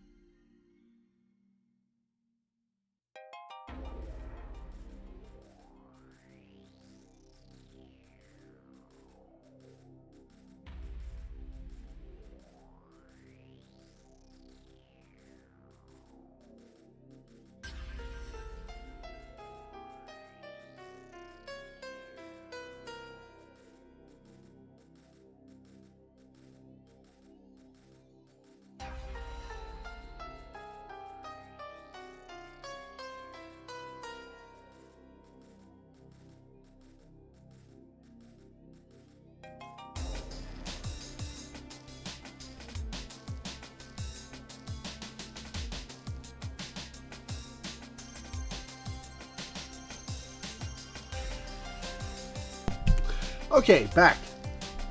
Perhaps the auditory hallucinate... Ooh, sorry, Cobweb. Didn't mean to step on your tail. I don't know how I stepped on your tail, considering I'm sitting down, but... Sorry about that.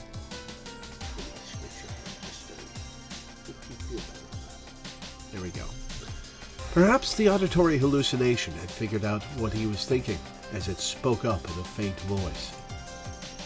What to say, you get it now? If you do, then shut up.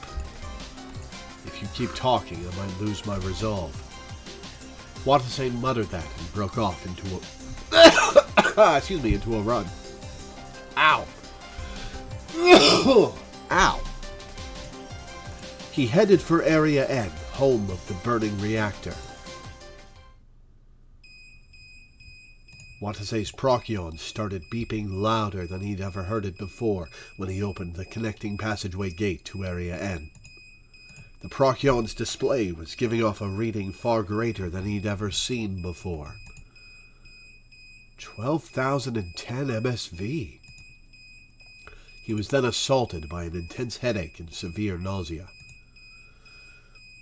Excuse me. His skin was numb and his vision grew blurry.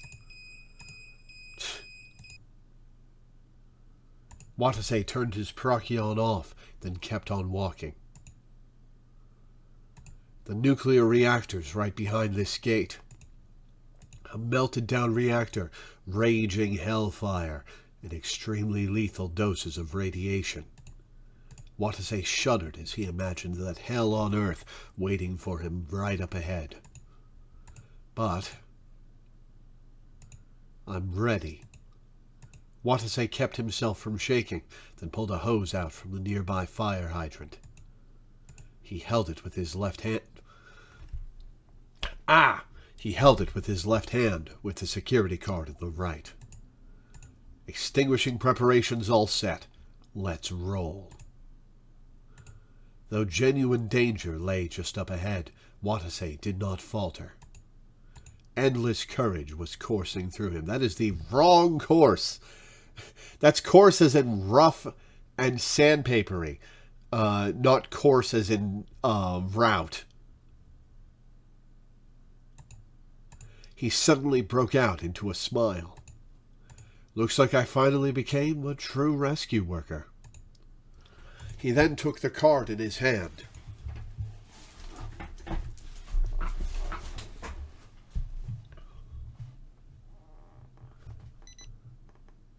And opened the gate.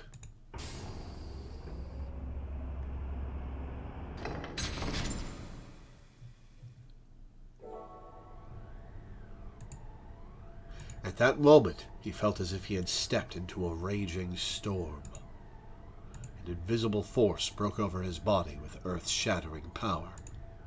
Yet Watase stood his ground and opened his eyes, then saw what lay on the other side of the gate. Watase gasped in the face of that sight. Standing on the other side of the door was a gigantic hall filled with the faint sound of running machinery. Okay, if my theory is correct and the voice is one of the children, then that's going to be the difference between this and the last time we were here. The kids are going to not attack me on sight. Standing on the other side of the door was a gigantic hall, filled with the faint sound of running machinery. What the hell? There was supposed to be a melted-down nuclear reactor there. There were supposed to be fires causing the security system to go haywire there. Yet all he saw was a cold, empty room. What's going on? Where's the burning reactor? Watase threw the hose aside and looked around. A transparent cylinder stood in the center of Area N, surrounded by 6 towering spire-like installations. Those installations all connected to each other near the ceiling, forming a hexagram. What is this machine? Watase staggered over to that device. Now that he thought about it, he didn't really know what a nuclear reactor looked like. But he had a feeling that what he was looking at was no nuclear reactor. Hold on. Come to think about it, wasn't there something like this in that data Teach showed me? Watase strained his brain to remember the words he'd seen earlier. Let's see, the words in that search list were Case N, meltdown, brain dysfunction, Subject N, WX particle, particle amplifier, WX particle spread. This doesn't make sense. He finally realized what had been the source of that uncomfortable feeling he'd gotten back then. Though Case N and meltdown had shown up on that list, terms that should have been there weren't. There had been not a single sign of the terms nuclear reactor, radiation, radioactive material, or radiation exposure. Instead, there were mysterious terms like WX particle and particle amplifier. It was clearly strange. Watase couldn't explain it. However, he felt the answer lied in this room. It's lay in this room. It's not just that there's no fire here. Could it be that there was never a nuclear reactor here to begin with? Watase's shout was full of astonishment. What's going on? Were we tricked? But by whom and why? His confusion begot more questions. He felt like he'd heard the same words being screamed at some point in the past. Did the commander lie to us? But why would he ever do that? No, the ones I should be doubting are the staff of Labo. So does that include Old Man Ukita too? It sure does! From what Watase had seen, from how everyone had acted, it seemed the entire city believed that Labo housed a nuclear reactor. Then why did the people running Labo lie about that? What meaning was there in putting on such an elaborate ruse to fool the townspeople? What is going on that is less palatable to the general Japanese public than nuclear power? Watase's head hurt again when he thought about that. It felt far worse than any of his other headaches. All his wounds and skin also began to hurt at the same time. To make matters worse, his body started shaking for no apparent reason. Wait, are these convulsions? Shit! He frantically looked around, hoping to find an exit. But instead, he spotted a strange object. The fire axe? Something was lying on the ground further up ahead. Oh wait, no, it's the body. He staggered on over to it and picked it up. It was a security card that had been split into two. The name on the card was Miyoko Tenkawa. Its security level was Level N. What's this doing here? Just then, an unpleasant stench suddenly took hold of Watase's nose. It was a familiar stench, albeit 100 times worse than any past experience he'd had with it. The stench of blood.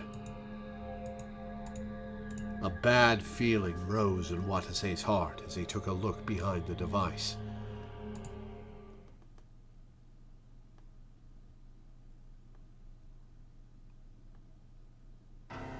What? A boy garbed in a school uniform was lying there. Turbo dead. His body was collapsed in a pool of spreading blood. Isn't that Natsuhiko Tenkawa? His name and face matched up perfectly with Watase's memory of him. Hey, are you okay? But Natsuhiko didn't respond to his calls. Watase took off his gloves and pressed his index finger against Natsuhiko's carotid artery. He couldn't feel a pulse. Natsuhiko's body was cold. Watase frantically laid Natsuhiko flat on the floor and began CPR. Just do it like Tachibana and Moribe did. 15 compressions, 2 rescue breaths. No reaction. God damn it. God damn it! Watase desperately continued to perform CPR while fighting off his headache and convulsions. 15 compressions, 2 rescue breaths. 15 compressions, 2 rescue breaths. 15 compressions, 2 rescue breaths. 15 etc., etc. Please, don't die. Watase, he's already dead. Soon enough, Watase felt a faint pulse. He's not dead? I did it! Watase pressed his hand against Natsuhiko's mouth and felt the boy's breath. But that didn't change the fact that he had 9 fatal wounds. It'd be a miracle if he survived after losing that much blood. Did he lose an arm? Is that what's being hidden by the text box? But why is he bleeding so bad to begin with? Watase looked over Natsuhiko's body to find there were several small holes and wounds here and there behind his uniform. Gunshot wounds. Appears in this timeline we arrived fast enough that he's simply about to die. That's why it's so important to get through fast. Saved enough time to barely keep Natsuhiko alive, yeah. The sight of them was no longer as shocking to Watase after having seen so many of them before. Just then, he noticed something lying next to Natsuhiko. This is... He felt the object's heavy weight pass through his arms when he picked it up. That is that a painting of a gun, or is that a photo of a gun? It was different from the one Enna had, but it was undoubtedly a pistol. Was Natsuhiko attacked by the killer too? Watase groaned in shock, but at that moment...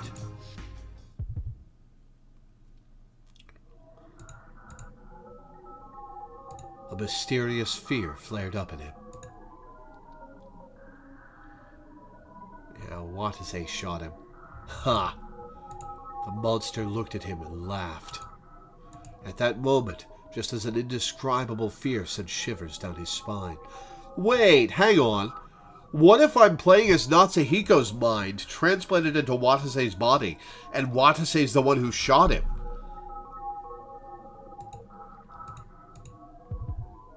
He was assaulted by an intense pain akin to his brain being crushed. Ah! The man screamed, faced with an agony unlike anything he had ever felt before.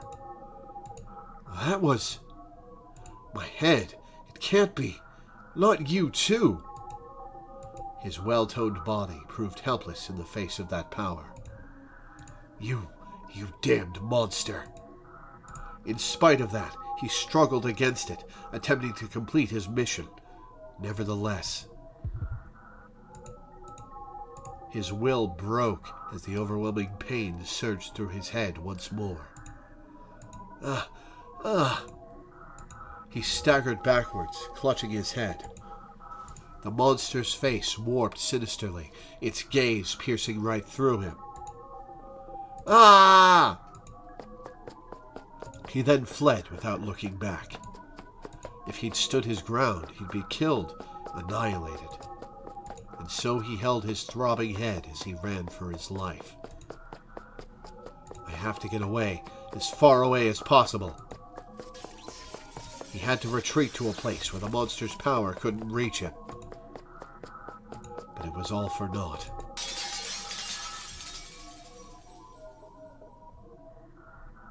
Everything in front of him flashed as he felt an agony like that of his head exploding.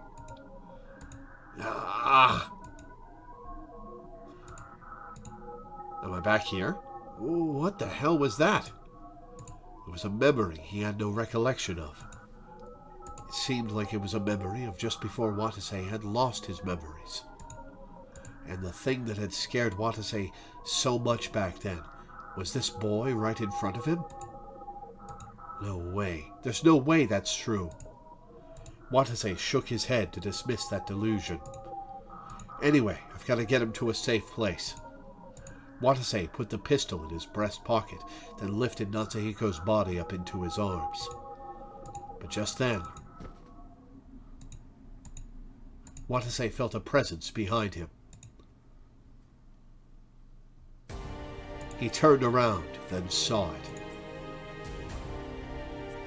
Someone with a tiny frame was charging straight at him. In their hand was an axe? Just as Watase realized that, the figure swung the axe down towards the crown of his head. Whoa! Watase strafed to the side to dodge the sudden swing. He desperately put distance between him and his attacker and confirmed their identity. Standing there was none other than It was Solyu, the girl who'd run away from him twice now. A light as cold as ice shimmered from the depths of her eyes. Gripped in her hand was a burnt axe. That axe, it was the one that had been clutched in the hand of his deceased co-worker, Hiyama. The one that had mysteriously disappeared later on. Watase had been wondering this whole time who had taken it, and now... No way, did you take it? Solyu ignored Watase's question and charged straight at him again. Whoa! She was aiming for Watase's neck. He barely leaned back in time, leaving the axe to slice only through air. The weight of the weapon was throwing her around, causing her to sway forward heavily. We're not going to kill her this time, right? Now! He immediately grabbed for Solyu. How did you grab for Solyu? You have a dying boy in your arms. But she swung her leg up a second earlier. Ah! She made use of her centrifugal force to launch a swift kick, connecting solidly with his temple. Watase's brain rattled and his vision grew dark. Despite that, he still managed to quickly thrust Solyu away. He then jumped back and put some distance between them again. He was greeted with a cold look on Solyu's face when his sight came back. What's she doing? She attacked without the slightest hesitation, using battle techniques that didn't befit a girl of her size and age. Worse, Watase's headaches and convulsions were only getting stronger. It was likely he'd die for real if he fought in this condition. Watase hesitated for a moment, wondering if he should take out the pistol in his breast pocket. No, what am I thinking? I can't hurt someone else to protect myself. Just as he thought that, he noticed that Solyu's body was faintly trembling. She was convulsing the same way Watase had been for a while now. Hey, you wouldn't happen to have a headache too, would you? Then get out of here, right now! What good is fighting me if it means putting your body in such extreme danger? Solyu suddenly stopped in what appeared to be surprise. That line again. Did your autocorrect change Solyu to Clover? That's a stretch. That line again. Again? You said the same thing last time as well. What? Watase's body froze with surprise and confusion. When was this last time? When did this girl and I... That moment of confusion left Watase wide open. Solyu charged at him yet again. Shit! I can't hold out next time. I'll be done for. When Watase thought that, his body moved on its own.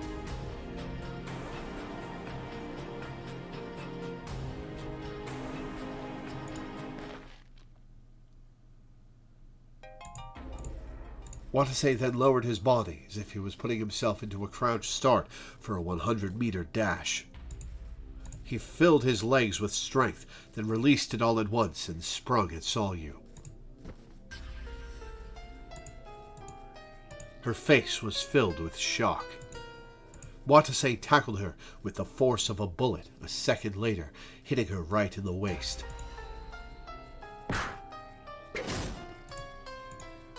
The axe slipped out of Sol Yu's hand as she fell on her back. Watase used his remaining momentum to straddle her. Watase came to his senses, only to realize he was pinning Sol Yu down. 1 second, guys. Be right back.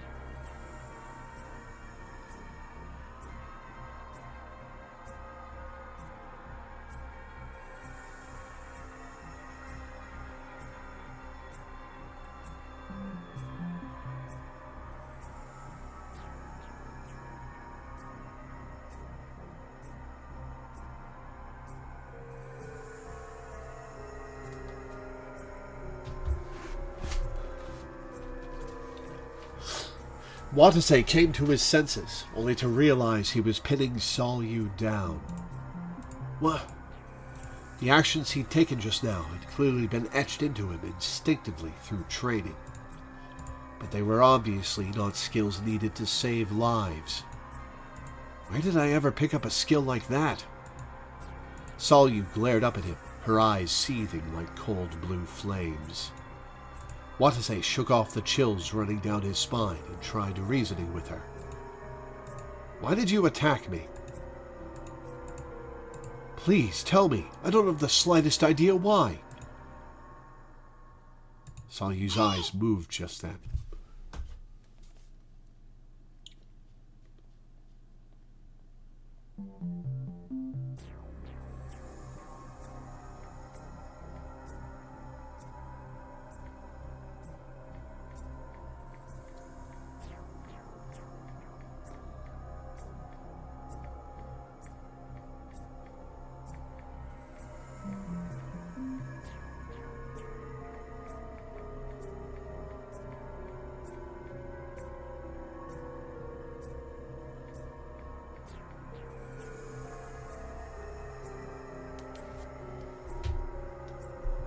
Sol Yu's eyes moved just then. Her gaze was now focused on Natsuhiko. Wait, was it because you thought I attacked Natsuhiko? If that's what it is, then you've got it all wrong. I was about to take him to the infirmary before you attacked. I swear I wasn't going to hurt him more than he already is. Sol Yu then spoke in a near inaudible voice. Top it. Sorry, there's an important text message I had to send.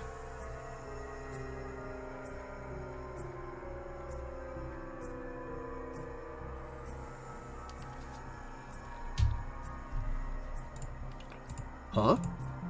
Watase brought his face closer to her just to hear her better, and she bit off his ear. Even I can see through your thinly veiled lies. Stop it. What are you... But Sol Yu moved her right hand as fast as lightning before Watase could finish. Ugh! How do we get out of this without killing her? Because that's what happened last time. She poked him in the eyes, temporarily blinding him. Watase felt Sol Yu slipping her body out from under him at the same time. Crap! I've got to put some distance between us. Watase had no way of dodging any axe swings at this time. Shit. Watase blindly stretched out his hands in the darkness. His left hand came into contact with something. It was the sensation of cloth, a sleeve. Watase grabbed onto it and focused solely on pulling it towards him.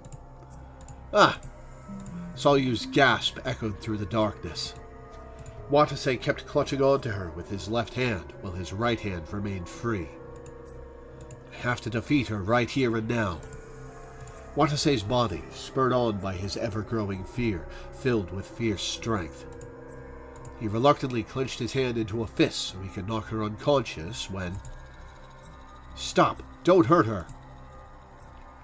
The auditory hallucination showed up again. Watase came back to his senses and opened his raised fist.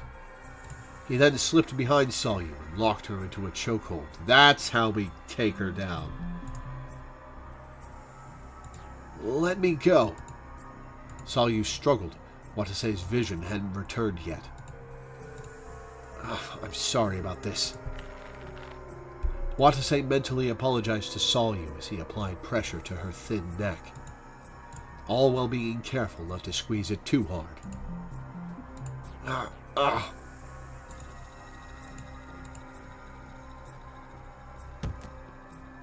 All the strength in her body soon faded away. Watase let out a great big sigh once he'd confirmed this, then loosened his grip. His sight soon came back. He could see Salyu was passed out cold in his grip. That was too close. She really did want to kill me. But anyway, what can I do for her now? His head and skin still hurt like hell. His convulsions also hadn't let up. He didn't know why, but his instincts were screaming that it was too dangerous for him to stay here too long. I've got to get these two out of here. Watase carried Natsuhiko and Salyu. They were heavy. We are going to save, because it's been a while. Watase's body truly was in poor shape if they felt that way to him.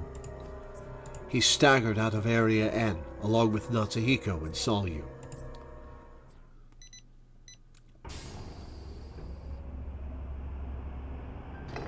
He left through the same door he'd come through, and when he made his way out to the connecting passageway...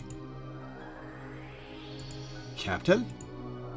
He found Kazumi standing there. Thank God, you're all right. Tachibana, what are you doing here? Watase was cautious of Kazumi after what had transpired back in the surveillance room. I bet Enna told them what, or at least told Kazumi what, Watase was doing. Well, I was worried about you, so I checked the surveillance cameras and saw you going into Area N.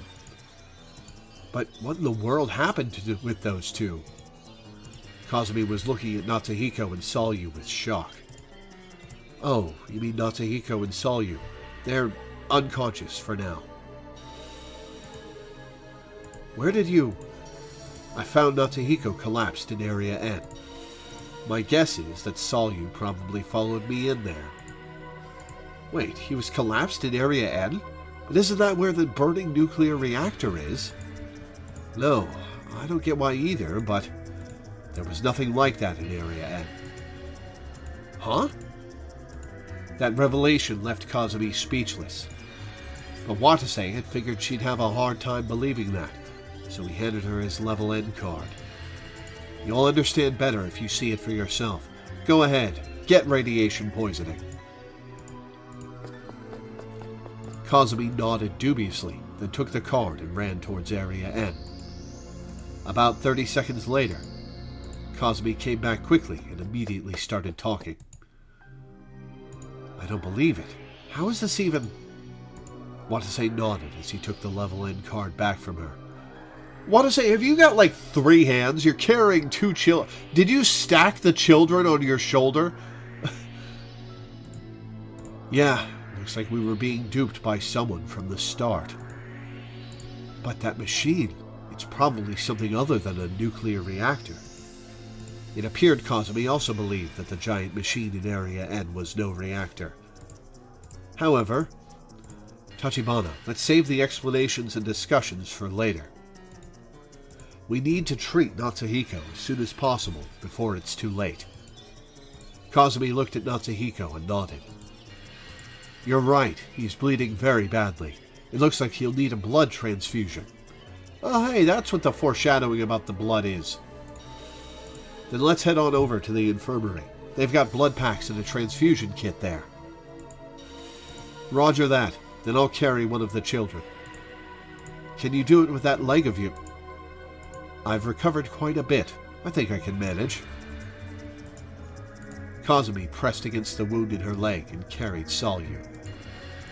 But if this facility doesn't have a nuclear reactor, then what in the world is this place? I don't know. I don't have the slightest clue. Those words came straight from the bottom of Watase's heart.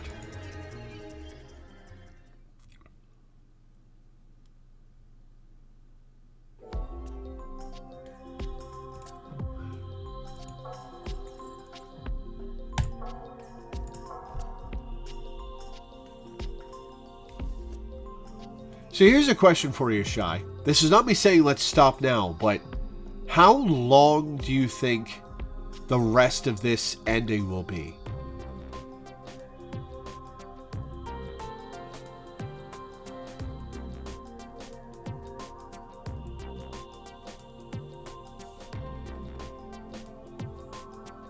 Probably an hour. Oh, well, that'll come up right against the time for tonight. Good.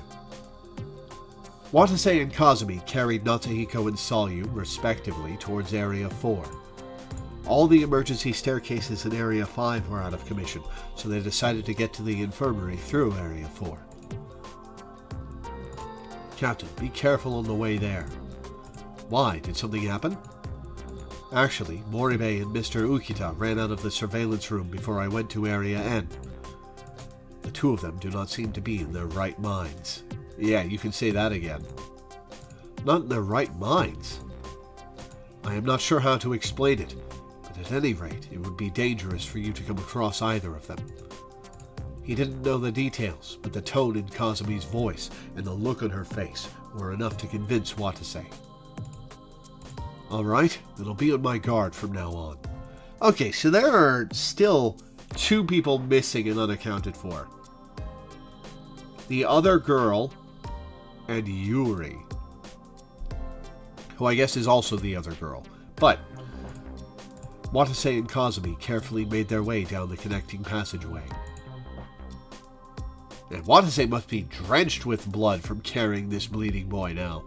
Fortunately, they made it to the infirmary without encountering anyone else. They then laid the children down on the beds and began treating Natsuhiko immediately. Kazumi used the scanner there to check Natsuhiko's blood type. Got it. Type O, Rh positive. No acute reactions. I don't actually know what my blood type is. I should ask them to test that the next time I get blood drawn.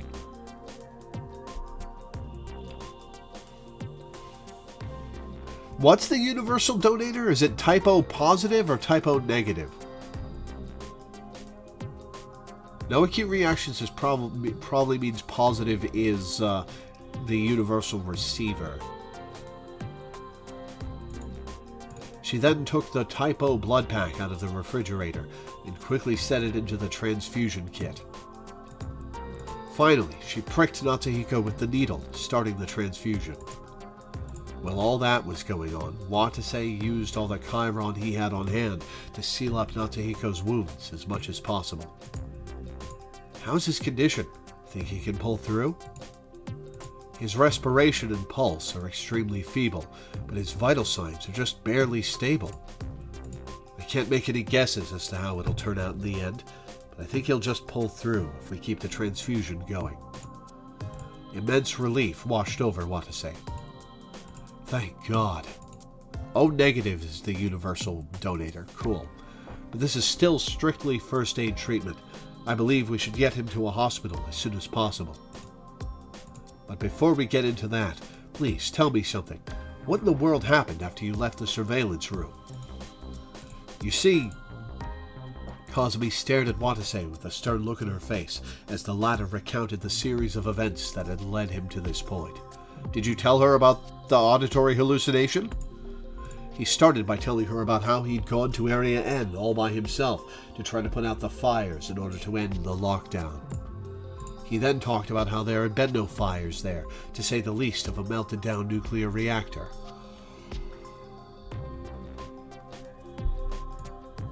Finally, he mentioned how he found Natsuhiko was attacked by Solyu right afterwards, and then reluctantly knocked her unconscious.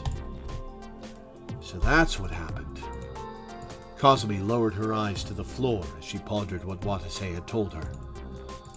There are just so many unanswered questions this raises that I admit I'm having trouble figuring out where to start, but first of all, what do you think about Labo, Captain? What do you mean? There was no nuclear reactor or fire in Area N, yet the lockdown is still going on. Well, information as knowledge, which I think we got that lore bit in this during one of the skipped segments. Probably in the library? Huh. Is there any reason you can think of as to why that is? Honestly, I have no clue. But I'm convinced now that the fact there's no nuclear reactor here means that this place isn't even a nuclear research facility to begin with. I agree. But that raises another question. That means there's no radiation here.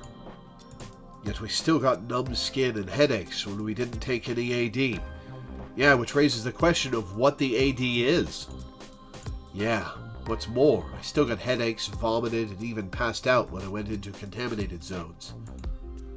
So that means there's still something dangerous contaminating this place.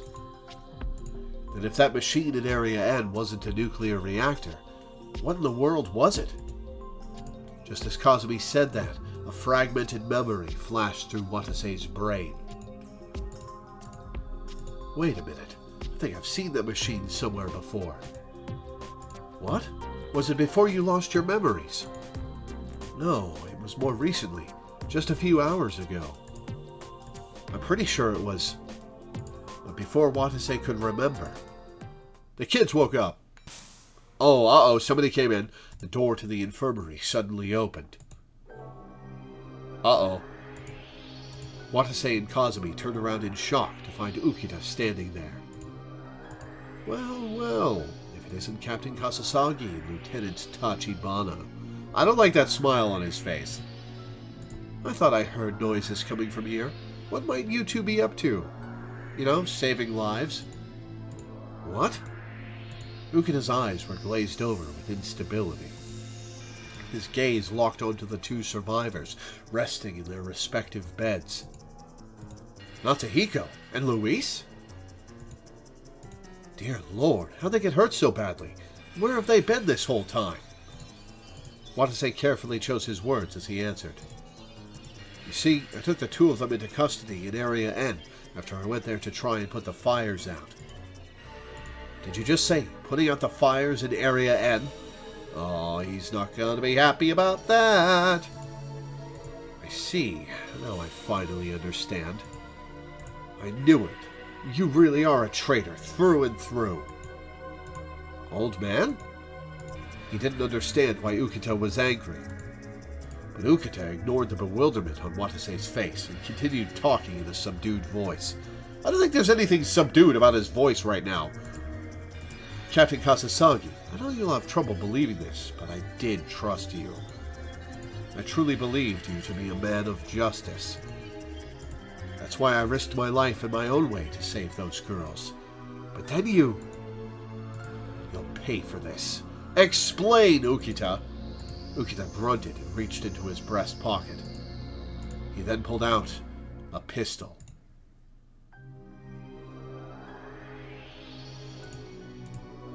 It was the same pistol that Enna had given him. The one whose bullets and magazine had been removed and given to June and Enna for safekeeping, leaving Ukita with the gun itself. It should have been unloaded. I hope he didn't kill Enna. Is this your idea of a bluff? The thing's no better than a toy without a magazine, you know. A bluff? Oh, so I guess you didn't know, did you? You can still fire a gun without a magazine, so long as you have bullets. Granted, you do have to load and fire them one at a time. Where in the hell did you get bullets? Where indeed? Ukita's attitude made it clear that he apparently wasn't bluffing. Go ahead and laugh. I know it's fragile justice, but it's my choice. If killing you means it'll put an end to all of this, then I'll do what I must. Even if it means staining my hands in sin for the first and last time in my life. Oh, buddy, I'm pretty sure you've sinned before. Ukita's words made no sense. His face was clearly brimming with insanity. Mr. Ukita? Wait, listen to me before you fire that thing. Maybe you didn't know this, but there is no nuclear reactor in Area N. So there was no need for us to be afraid of any radiation from the very beginning. If it was Ukita's fear of radiation that had caused him to fall so far off the beaten track, and hearing that would likely bring him back to his senses. If he believes you, I don't think he'll believe you.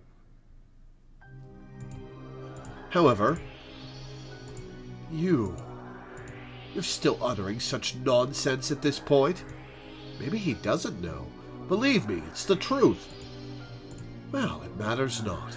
Either way, your mission ends here. Die, traitor! Ukita pulled the trigger. Watase froze in terror. Oh no, is Kazumi going to jump in front of it? But right then... Captain, look out! Ukita's bullet bore a hole in the wall behind Watase. Old man! Watase pulled his pistol out as Kazumi grappled with Ukita. What? Ukita frantically turned around when he caught sight of the gun pointed straight at him. Watase had a chance to shoot him in the back right there, but he couldn't pull the trigger. He didn't even know if there were any bullets left in that pistol. Ukita ran right out of the door and out of sight. The only trace of him left was his shouts coming from the hallway. So you've shown your true colors at last, Captain Kasasagi. But I will ensure that you get your just deserts. Just deserts! That's definitely how you spell just desserts. Mark my words. The sound of Ukita's footsteps disappeared in the direction of Area 4. Damn it, what the hell's gotten into him? There were some things suspicious about Watase, no question about it, but Ukita was taking things way too far. He then suddenly realized that Kazumi was staring at the gun in his hands. Captain, what are you doing with that pistol? Oh, right, forgot to mention. I found this lying next to Natsuhiko in Area N. Oh, I see. It seems she was scared of the pistol. Watase quickly put it back into his breast pocket and changed the subject. Anyway, we need to get out of here as quickly as possible. Now that the old man knows we're here, this place is no longer safe. Natsuhiko's transfusion was still in progress, and Sayu hadn't shown any signs of regaining consciousness. Their lives would be in danger if another fight broke out in the infirmary. And Teach is in trouble too. You mean Miss Tsubakiyama? Now that I think about it, where is she? I left her in an office in Area 2.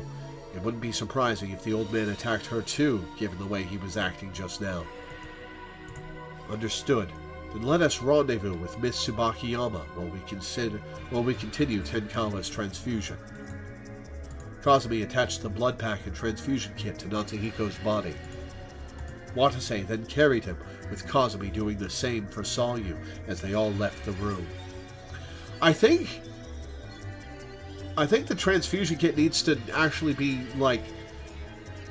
I think the reason that blood packs and saline drips are generally on hooks, on stands hanging above your body, is because gravity does some of the work of getting it into your bloodstream.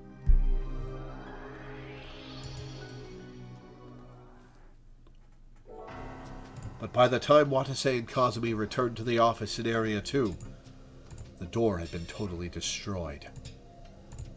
What in the hell? There was now a giant hole in the door, one big enough for a human to fit through. How did she get out? What did she do, or did somebody break it down to get into her? Now the destruction of the door opening mechanism meant nothing at all. Teach! Watase and Kazumi frantically climbed through the hole. But there was no one there. Perhaps Enna had regained consciousness and escaped on her own. Watase was glad that she was apparently okay, but I don't think we can say that she's okay for sure, Watase. Who the hell did this? How'd they even break the door in the first place? I have a bad feeling about this. Let's get out of here. We need to find a safe place. Right. Watase and Kazumi ran out of the room without a moment's delay. They then neared the connecting passageway to Area 1 when a strange noise coming from up ahead stopped them in their tracks. You hear that? It's the saw. Watase held his breath, then peeked into the passageway from a nearby corner.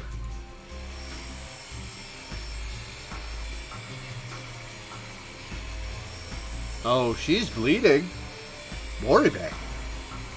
June was about 10 meters away, wielding the engine cutter. She muttered something as blood poured down from her head.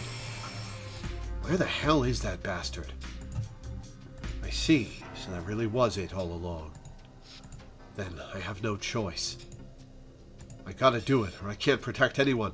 I gotta kill that son of a bitch. I gotta bite the bullet and go through with it. June talked to thin air as if she were chanting a curse.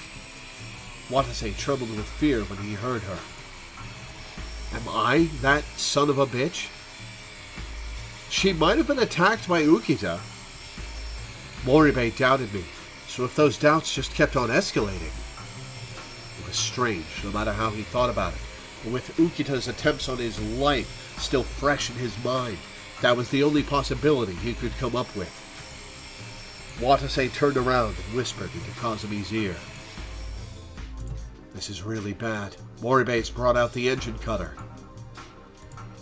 Then we have no choice. Let's fall back for the time being. You okay with that? I mean, Moribei's like a sister to you. I don't want to, but any attempts at persuading her otherwise will most likely be futile with her in that state. Watase nodded. He couldn't deny the truth in Kazumi's pained statement. But as they tried to walk away, Watase's boots clacked noisily against the floor. Who's there? The sound of the engine cutter's motor rapidly grew closer. Oh no. Let's run for it. Watase and Kazumi desperately broke off into a run through the passageway. They looked around for a place to hide without stopping. They fled into the Area 3 connecting passageway and closed a gate before Kazumi chose to speak up in a frightened voice. Captain, where do you think we should run to? We'll be screwed no matter what room we hide in now that Moribei's got that engine cutter. She'll just break down the doors. But we need to find a safe place to retreat to. Yeah, if we keep running around with these kids on our backs, we're going to get caught eventually. Watase checked his watch. It read 2:51 p.m. There were just 15 minutes left until the AD wore off. There was no doubt that everyone underground would be severely injured once that time came. A heavy silence hung in the air. Kazumi soon shattered it with a sad voice. Why did things turn out this way? We're being chased by our squad mate and people we swore to rescue, and we have no place to run. We can't save anyone, not even ourselves. That was the first time Watase had heard her sound so hopeless. So much so that it nearly broke his heart just listening to her. God damn it. So there's nothing we can do? Would it be better just to give it all up? But just as Watase thought this, an image flashed through his brain. Watase, you can't give up. You have to keep fighting on and on until the bitter end. If you want to die, you can do that later.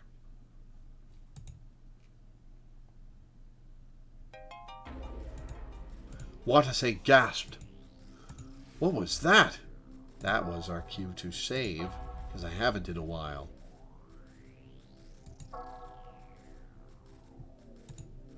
Watase had no idea. It appeared to be one of his old memories, a scene from his now forgotten past. Those words were nostalgic, sad, and comforting. They gave Watase the strength he needed. Tachibana, don't give up. Watase relayed those words to Kazumi. We're still alive, and there's still people we need to save. So fight on until the bitter end. If you want to give up, you can do that later. Those words brought the silence between them back. All Watase could hear was the sound of Kazumi breathing. But when they exited the connecting passageway, Kazumi quietly spoke up. Yes. Her voice was brimming with the will of someone determined to escape from this despair.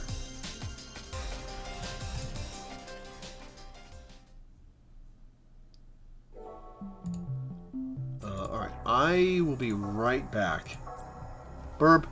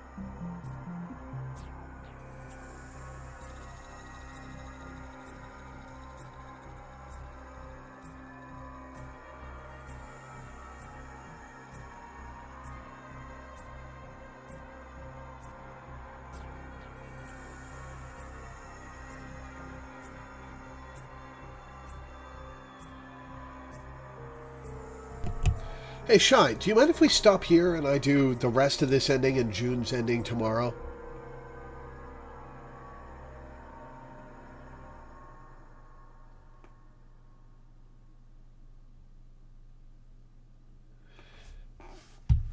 Awesome. Okay. Cool. Sorry about that.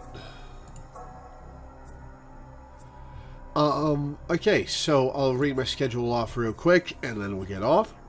Tomorrow will be Root Double Before Crime After Days at 4 p.m. We'll finish the After Days endings, I guess. And maybe start Before Crime. We'll see. Wednesday, we'll be playing Small Saga at 1 p.m. for a patron. Thursday, there's no stream because I have a podcast that I'm recording. Friday will be Yakuza 0 for a patron. Saturday will, of course, be our weekly Final Fantasy XIV stream. Sunday will be the Somnium Files for a patron. And next Monday will be The Legend of Zelda Majora's Mask for a patron. Before I go, if you would like to pick a game for me to play, there is a slot open on my Patreon right now. Patreon.com/LoreweaverStreams. The link's also in the description of the YouTube video, or you can find it with the ! Patreon command in Twitch chat. That's a slot where you can pledge $40 to $80 a month to get 4 to 8 hours of a game of your choice each month.